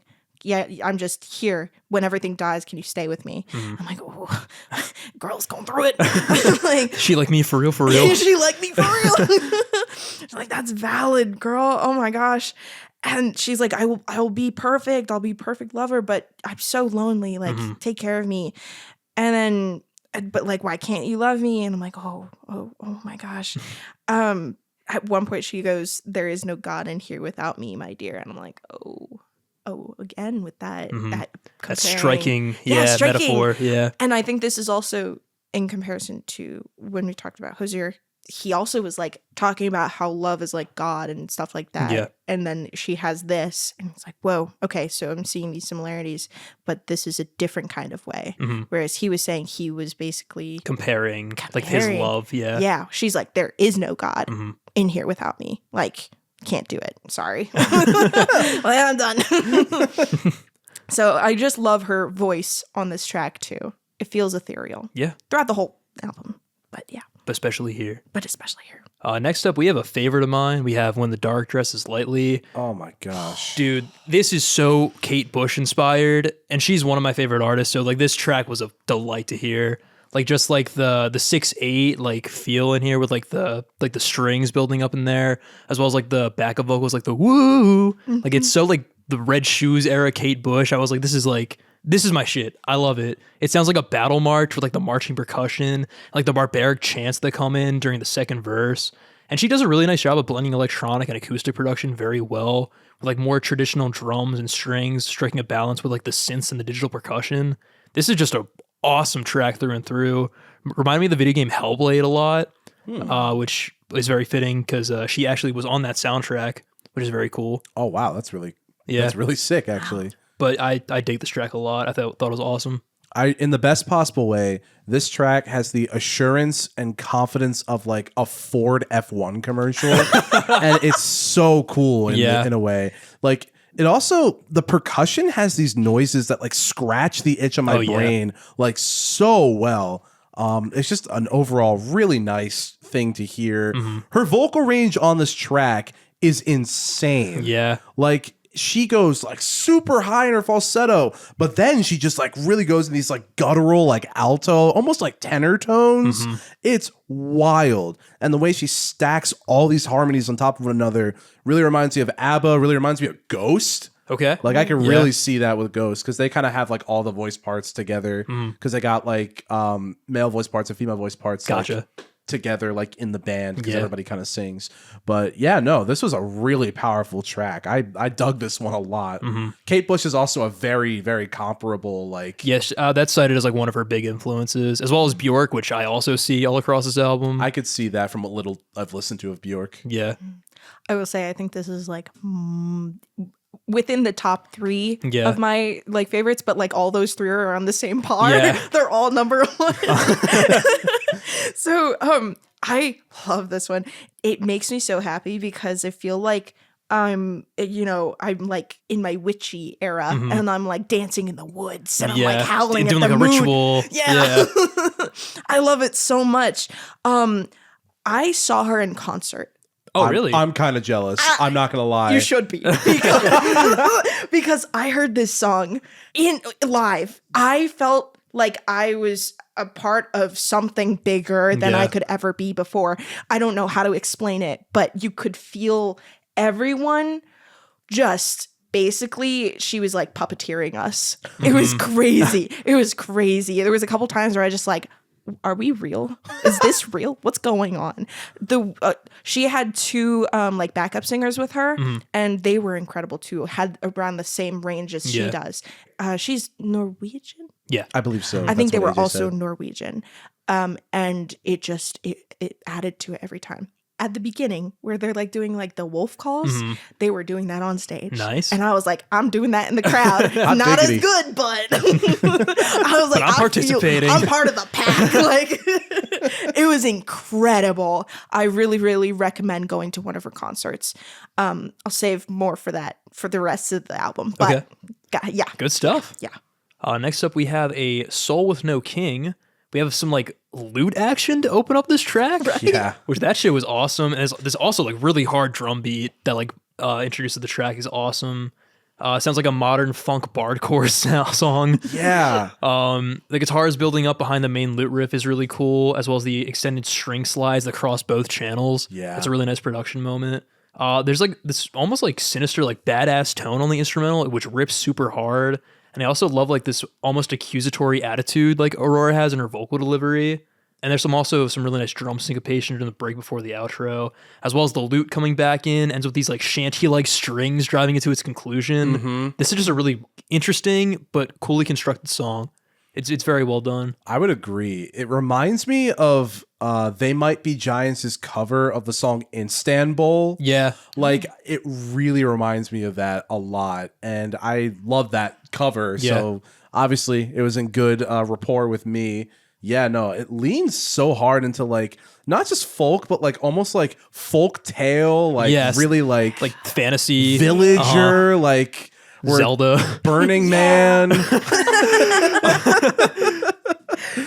Burning Man is not any of that, but it's okay. They're comparable, you know? Yeah, you know. It's like the high roll of America. No, but I would agree. I really love how hard it leans into like the more like fantasy folk kind of like vibe. And it's really cool, like how much of a trade-off there is between the genres that she's bending. Yeah. But like it's that in itself isn't fatiguing and like it being inconsistent. That's the thing that's so cool about it. Like she does it so well to the point where it doesn't feel jarring. It feels like it's just really well placed and like energy-wise, just it fits perfectly, I feel. And it's so cool to just like one track have like this, but then the next track have like a club beat, and it's like, oh my god, what is happening right now? Like I can't even imagine seeing this in concert. It was incredible, dude. Oh my god. Oh my gosh. I bet it was like a really like holistic experience. It really was.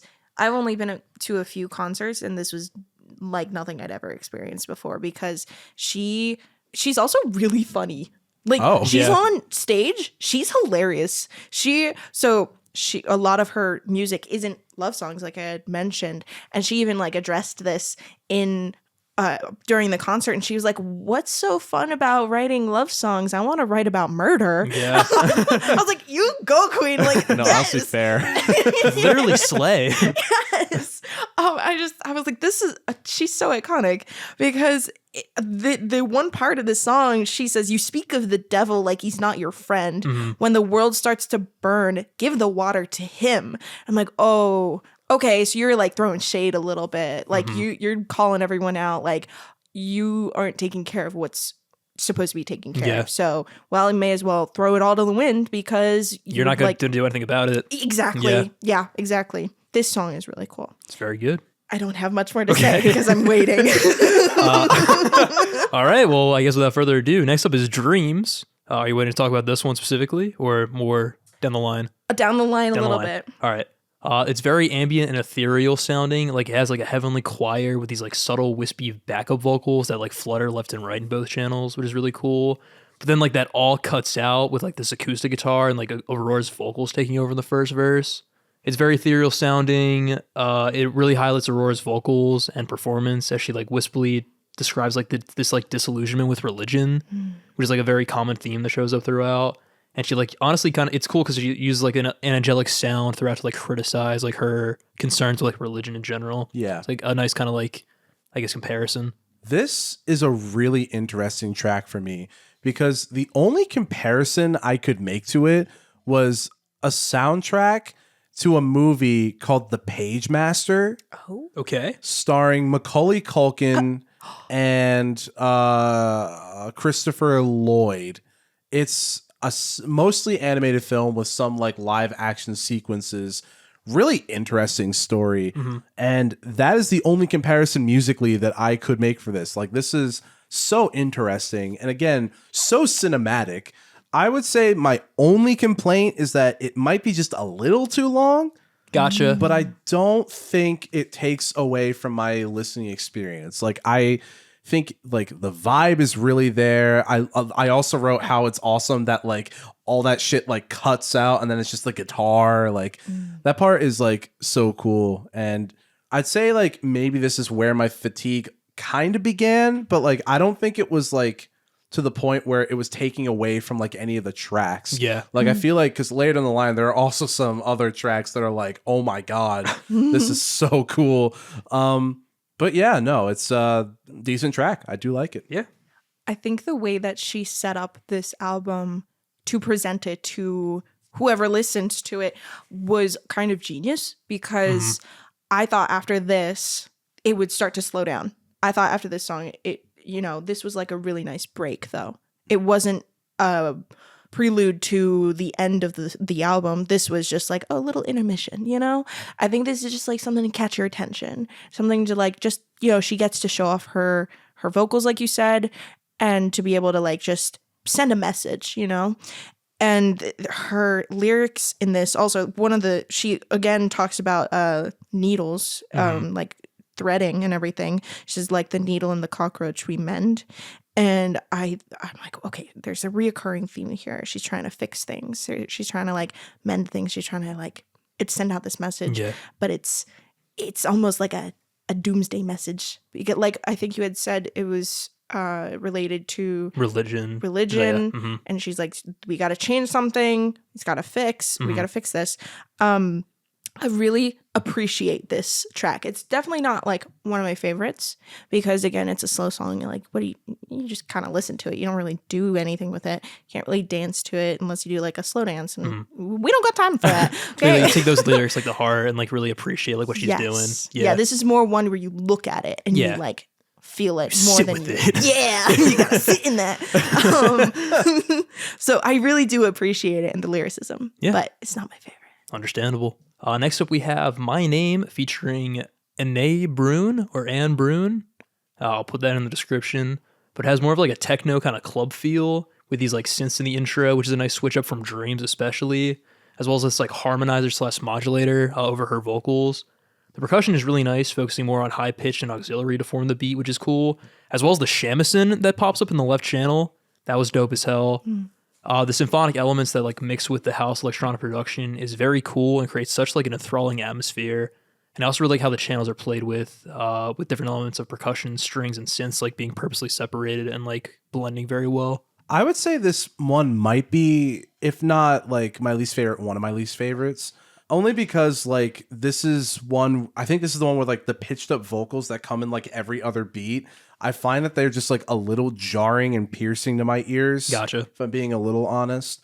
But overall, again, I don't think like it's enough where it's like, oh, this album sucked. Like, no, this is like one of the only misses for me personally.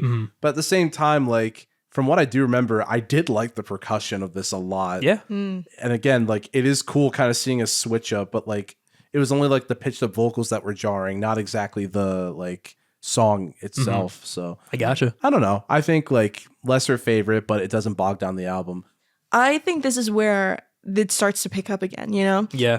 Again, I kind of agree, Matt, that it's like not my favorite, but I don't know if it's my least favorite, but I think I really enjoy this. I love it's got a really like EDM kind of vibe to it, but then it's like feels like there's like pans and pots in the background at some point. I'm like, why does it feel like I'm like in a steampunk kind of vibe like deal? And I love that. You know? Like in a kitchen, like the Swiss chef from the Muppets, the popcorn, the Swedish chef.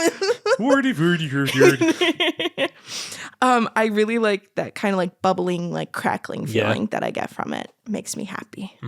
Very stimmy. Yes. Very stimmy. Yes. This album is very stimmy in places. Totally. The lyrics in this are also really good. Like it's freaking doomsday shit. Like, back on our doomsday shit. Right? Classic doomsday shit. Classic doomsday shit. Next up we have Do You Feel? The main synth melody is sexy as fuck on this track. And having the claves echo through both channels, that was a nice treat. Dude, I mean, I don't want to spoil it, but like this track and the next track go hard as fuck. Oh yeah. They really like, do. oh my God. The disco chorus coming back, we love that. We really do. Yeah. My first note was, oh shit, we're clubbing again. Yeah. But oh my God, like just it's crazy how like even though my fatigue kind of hit, like it kind of picked it back up a little bit. Yeah. And like, oh my God, like again, I love how well she is able to just do switch ups between tracks. Like it doesn't feel jarring, and it's awesome that it picked the energy back up. Yeah. Like I don't want to spoil it too much, but I think I'm going to be checking Aurora out more after this episode. Like genuinely, this is kind of a vibe. And I fuck with it. I think I might be on that as well, especially with like the Kate Bush influence. I fucking love me some Kate Bush, so I'll be exploring. I love spreading Aurora propaganda. That is my purpose in life now. God, if she isn't at the concert, we are going. Yeah. Genuinely. It's mandatory. And I better be going too, I Absolutely. I meant like all three of us. Good. No, me and AJ are going. No girls allowed at Aurora. Anyway, Kat, what'd you think? I freaking love this song. Okay, so I love how it starts. I love it how it is in the middle. I love how it ends. Yeah. I love this song. You don't expect. I keep saying you don't expect, but you really don't expect. She throws a curveball every like 2 tracks, and you're like, what am I doing now? How do I process this? Like you had said before, there's like that like clicking in the background. I don't know what you had called it. But it kind of is also like a brain scratcher for me. It's like those like little bubbly like ASMR videos or like when you pop slime or whatever. I'm like, ooh, I love when she goes into that part. She's like, I feel love. I can't do it. I will never try to copy her voice because it's too ethereal. Like it's just too much. I really like this one. It's I think in my top 3 that are on the same level with each other. I can see why. It's a very, very good one. It is such a bop. Yeah. It is such a freaking bop. I love it. I think it's really cool. Next up, we have Starvation, another very interesting switch up with this marching snare beat, which is really cool. One lyric that stood out to me was, why do we touch the knife when we long to feel alive? Really just encapsulates the tone over this entire track. Also very interesting vocal performance with like these elongated staccato delivery and like almost wailing vocals too. And I also like how the production like mutes certain phrases of the lyrics during the choruses to like make others stand out. Yeah. That's a really, really nice touch. And I also really like the stream of consciousness lyric delivery on the bridge before there's like a club drop that puts like the vocal echo on the upbeat. That's a really cool moment too. It's almost like also has like a rave-esque outro. Yes. There's so much like thrown in the pot, but it always like blends together so well. This track also, in my opinion, goes hard as fuck. You guys know the song Planet of the Bass? Yes. Yeah, this song reminds me of that, but like in a really good way. And it's so unique, like in the sense that it leans hard into the club beats, but then like, I don't know, like it's something more there. Like last track, we were going clubbing. Like we were going clubbing last track. But this one, like you said, has more like of like the staccato kind of like shit going on. One might say. Yeah. Like, oh my gosh. It's very unique sounding. It's kind of lit. I'm not going to lie to you. It is pretty lit. It's kind of a lit Yeah. song. Did not expect it to hit so hard. Because I think I remember, like, I heard the first few, like, beats of this. And I was like, oh, I don't know if I'm going to like this. And by the end, I was like, all right, we're fucking in. Yeah. Okay, so you know how I said there were 3 that were on the same level? Yeah. Well, this one's above though. Gotcha. This one is my absolute favorite on this album. I think it throws everything at you. Yeah. Her vocals are insane. She kind of like hits a little bit of everything. The lyrics are crazy. I love them too. She has like this strained voice at one point, and it kind of is just like, oh, she's getting into it, and so I'm gonna get into it too. Yeah. And the whole theme of like starvation and starving on this track is really cool, and it's like so guttural, and it just kind of like makes you feel alive, but also like, oh, time is running out. You know, I feel I need to be more alive. Yeah. You know, this was also at concert. This one was freaking incredible because okay, so it wasn't just whoever she hired to do her stuff for the lighting and everything, it turned into a rave. Oh, yeah. Okay. That makes sense. Literally, That's we so were cool. bumping it. Okay. At that part where, like, after she goes, like, and my soul is hurting, but I got the stamina, and it starts going into that, like, Yeah. Do you guys know that game that's like a roulette game that you, like, it's like a PC game. Hold on. Let me see if I can remember it because I forgot to remember. Texas Hold'em? No. It's the computer game. Is it Bellatro? Buckshot roulette. Oh. Buckshot roulette. Oh. So when with you, the guns. with the guns. Yeah. When you have like special items to like make your turn better. Don't worry. I don't know. We'll have to check it out. I now. guess so. Yeah. Stop looking at me like that, Matt. You're not giving me buckshots, dude. All right, fine. I'll put away my Shrike.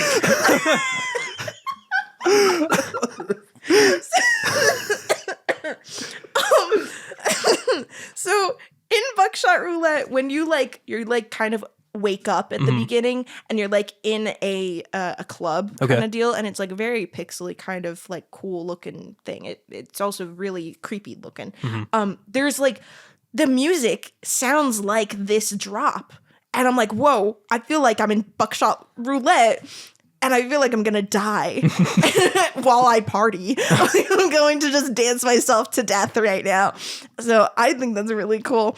The lyrics in this, I went over it just a little bit, but the starvation coming back and back and back. And like, she's like, why do we have to die for us to see the light? I'm like, why do we have to die for us to see the light? It's a good question, Aurora. She says at one point, come on over, take a bite of the last apple here on Earth. Will the virtual mind become stronger than mine?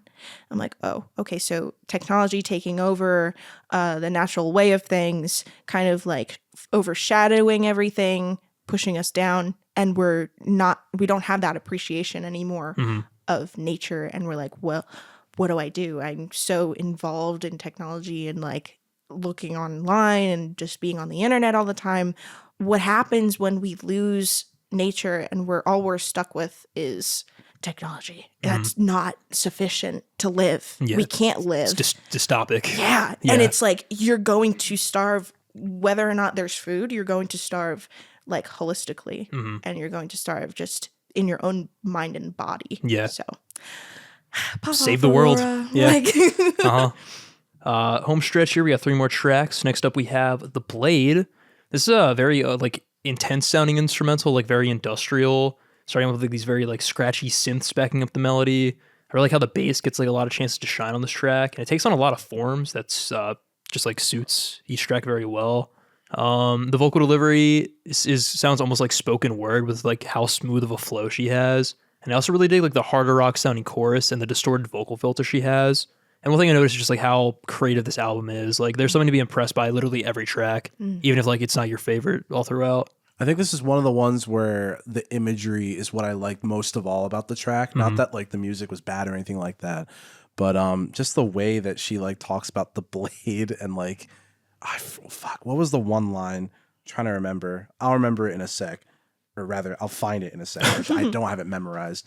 But yeah, no, I really liked her lyricism on here. And I liked how this sound in particular on this track was a lot more dreary. Yeah. Like a lot more dreary. That was really, really cool. I agree. I think the imagery in this is intense. Like it's more than just the music at this point. She's sending a message. I think that's been her mission this whole time. Yeah. But this one kind of really punches you in the gut. And she's like, well, hey, innocent like a child, yet she sleeps with a knife right under her pillow. You better watch out. You watch your back. Sleep with one eye open, okay? The other part that I thought was crazy, she goes, nobody remembers when she cried scarlet skies on the floor. I'm like, whoa, what do you mean by that? Aurora, you're mysterious. What's going on, okay?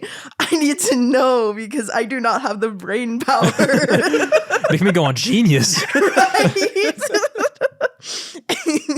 No, literally. Just she's so cool in this one. I think she really puts emphasis on she wants to say something. Yeah. And she's going to say it. She has a point. She has a point. Yeah. It's got to be made. And that point is a sharp blade. Yes. So, And it's going to stab you. and it's going to stab you. Yeah. Ergo, it's going to. Here we go. Another one, Vertigo, all she knows when the world drags her soul deep into the shadow.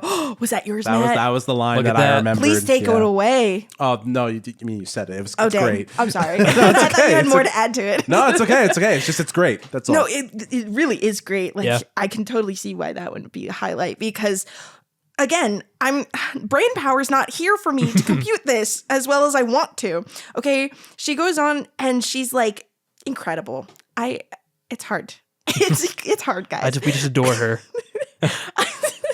But no, Vertigo, all she knows when the world drags her soul deep into the shadow. So saying that into the world drags her soul deep into the shadow. Well, the world is taking her down, or whoever this her is. They're dragging her down. She's suffering. She's discombobulated. She's struggling to figure out what is right and what is wrong, what is up and what is down. You know, she's confused. She's dizzy. And it's like, oh, it's so much packed into these two lines. And it's so much to dissect. And that's why I love it. Yeah. Makes you think. Yes. Penultimate track, we have My Body Is Not Mine. Intrusive Thought. This track sounds like Metroid, which I liked a lot. The harmonizer vocals and like this almost like Eastern sound of the instrumental is very cool. We get more of a house-inspired sound on the second verse, which is really dope. And I also love just her light and airy but assertive vocals on that verse. She has like more of kind of like an intense performance. Then having like the chorus explode in like this cacophony of like disco sounds with these like nice wet keys that slide and ascend through both channels is such a great moment. And I just love how like this track builds like up to like the intensity on the verses. And I do feel like the payoff is a little lackluster on the second refrain because there's just like less going on. But the bridge goes hard as fuck, so it makes up for it. Right. I think it's a solid penultimate track for what it is. I think at this point is when like my fatigue was like truly reached, if Yeah. I'm being honest, because I mean it was like kind of a lot of tracks, but I really love the end. I think for me personally, just like the "Is that all you got?" just repeated over and over. And over. I think that's what she says, right? Yeah, "Is that all you got?" That part kind of goes hard. Like I don't know why. Just I love when artists just like repeat something in like their lyrics and like the more and more they do it, the more and more it like kind of hits. Yeah. Just with the repetition. And I think while I definitely like some other songs on this record more, this one's still doing pretty all right for itself. Yeah. As the second to last track. So this one is also, I think, I don't remember if I had said this was those three in the same like tier. I don't remember what the other two were off the top of my head, but this might be like the third one. Gotcha. Only because I love the repetitive, like you were saying, like body's not mine. Like again, this whole album scratches an itch that I feel like I haven't been able to reach since I was born, you know? Like it's been there and I didn't know I needed it like fixed until now. But I do understand like the fatigue part of it because it is a long album. Yeah. And I think I had to listen to it a couple of times, the whole thing a couple of times, like once I found this album and, got into Aurora and this was released, I had to get used to it and like go back to it, because at some points it started feeling the same, it started sounding the same.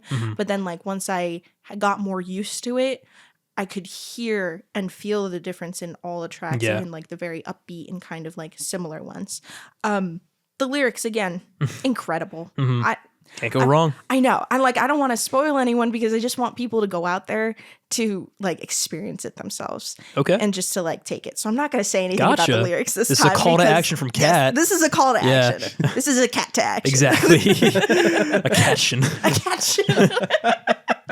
catchen. Yeah, I really enjoyed this. Nice. Last up we have Invisible Wounds.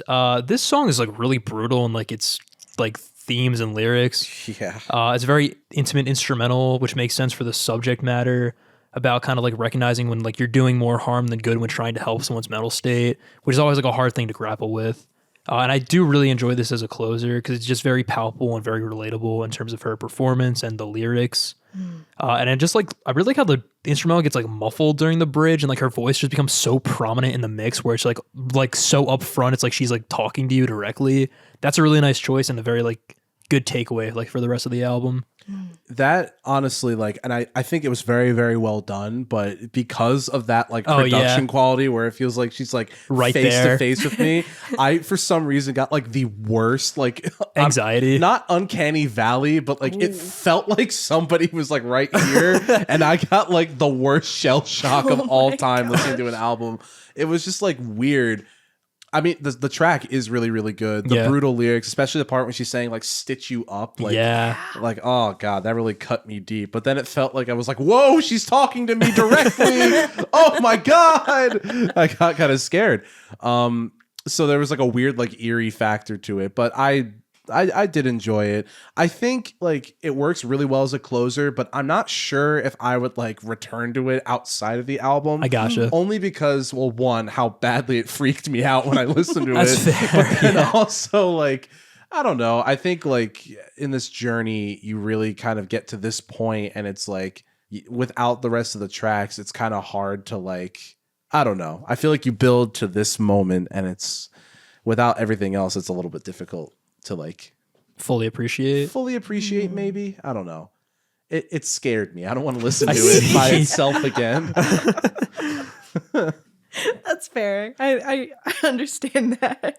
I just want to do another callback to her theme of needles, because the first line is "I squeeze into small hole through the eyes of needles," and like you said, to stitch you up again. I was like, whoa, her like. I love this. Full circle. The full circle. Yeah. Like one of the ending song. The last thing that she's talking about. And then she's like mistaking every vein for a thread, spreading out too thin. And the one part I think I actually enjoyed, like the one line I enjoyed the most out of the song was as I'm lying in my bed, barely existing. And I'm like, coming in with the being able to relate again.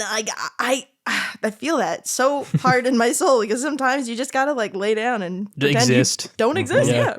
I get what you mean by it wasn't I don't know if it's the best one to have ended on, and it's like we had all of this for this, like we had this whole album leading up to this point, whereas I feel like she could have put like maybe if she switched this one with the last track, like before this, if we switched Invisible Wounds with My Body's Not Mine, I think it would have been really interesting to see how that would have affected the flow. Yeah, affected the flow, because it would have been another like break and then a little bit more upbeat again. Yeah. And that's the end. I mean, like, I respect that. Even though she didn't do it and she still had to like put this last, I guess, I can't be mad. Yeah. You know, I still think it works. Yeah. I still love the symbolism. I still love her metaphors. I still love her voice, her vocals, all of the lyrics, everything. I think she did an incredible job. And I will continue to listen to Aurora. Love you, girl. Yeah, because you're listening. Yes, we do know you are listening. We do have a list of celebrities that listen to the podcast. Yes, and she is on it. She is on it. Well, I guess that segues into some of our final thoughts. Yeah. And you mentioned that you will continue listening. What else do you think of this album, Kat? I think this album, I also holds dear in my heart. I feel like I said in the beginning, I felt like I was on a cloud when I listened to this song, this album, or one of the songs, but that kind of translate to the whole album. Yeah. Like I said before, I would definitely go see her in concert again because it's a whole other experience. It's hard to compartmentalize everything I feel about this album into just a few words because it's so much. Because it's such a journey. It's a whole experience trying to dissect everything that she presents. I really enjoy it. I like the whiplash from the different songs styles, that you get, all the styles, And whereas Hozier was consistent, I loved how she wasn't. Yeah, the variety. Yeah. And it's like that opposites thing where you can have so many different things and it can still be great all around. It doesn't all have to be the same, which I really did enjoy. Yeah. So, yeah. Especially with the similar themes brought up in both albums. Absolutely. Yeah. Yeah. So what would you rate this album? A 9. 9. That's Definitely valid. a 9. I don't know if I'll ever have an album where I rate it a 10. Just because I don't know if I could ever find one. I don't know if there's someone so genius out there that is like that. But Aurora is close. She is close, girl. She's incredible. I think I would listen to this, and I have listened to this over and over again. And I will continue to belt out God. It's a lot. Yeah. So Every day. Every day. Matt, what are your thoughts? I think this album's only weakness for me, and this could easily be alleviated by just more listens, because I unfortunately did not get a lot of time to spend with this album, is really just how many tracks there are. Because I find that it's hard to recall some of them right now. Yeah. But there definitely is enough stuff on here where it's I really want to go back and listen. So I think that's a pretty fixable issue, which is really, really good. Because there is great stuff on here. This album presents a very fascinating blend of musical styles and really showcases her versatility and willingness to experiment. It's got such an evocative opening, and then this really interesting, diverse exploration of pop, electronic, and folk inspired sounds. And it's a very dynamic listening experience. Some of the tracks resonate a bit stronger than others for me, but I think again it's more I got it more familiar. Yeah. There are moments of genuine beauty and innovation, making it a very worthwhile journey. And I'm very intrigued to listen again and to listen to more of her stuff. So I would probably give this number rating. I would probably give this maybe almost an 8, a 6. Sorry, that's not right. Whoa. Whoa, don't you dare. Matt, I don't know if we can be friends if After you do all that. that good stuff, you had a D tier, I'm thinking. No, this is the best album, but 6. Kind of mid. What is the Starmates albums? I would probably give this a 7.8 or 9, almost at 8. Yeah. But I very much feel I'll be returning to this, and I'm thinking low B again. Nice. Definitely, without a doubt. It's got some good shit. That it does.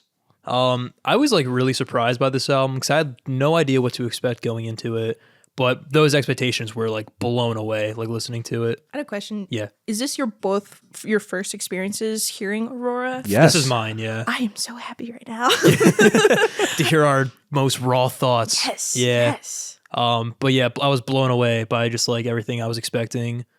Just the instrumentation is so creative, like you guys were saying, just very innovative in terms of mixing almost the very folklore heavy sounds, the marching snare drums, the timpanis, the shamisen, but then incorporating them into a pop structure with these different kind of vocal deliveries that really encapsulate the tone that she's trying to portray. And then her lyrics, they really do cut deep when she means to. She says a lot of very profound things, a lot of things people either need to hear or would heal them by hearing. It's a very introspective album, and there's a lot of really important things to take away from it. I think it's just very creative in terms of its overall endeavor as a piece of art. And I really appreciate the Kate Bush influence. That gets brownie points from me. Just hearing that in here to put a big smile on my face. So I was very pleased with this album. It also made my list for albums released in 2024 because it was. And it was in the top 20. Nice. Yeah, number 16. Hell yeah. Awesome. So I think I'm going to give this an A-. I actually really like this one a lot. Hell yeah. I'm so happy. That's really sick. Yeah. Aurora propaganda coming in again. But that'll bring us to the end of the episode. Kat, thank you so much for being on. You were a delightful guest to have, Yeah. truthfully. Hope you had fun. Thank you so much for having me on. This is a lot of fun. Good stuff. Even though like with some things going on, Yeah. we pulled through and it's been really, really fun. So I really enjoyed it. We enjoyed having you on. Yeah. Thank truthfully. you. I had a good time.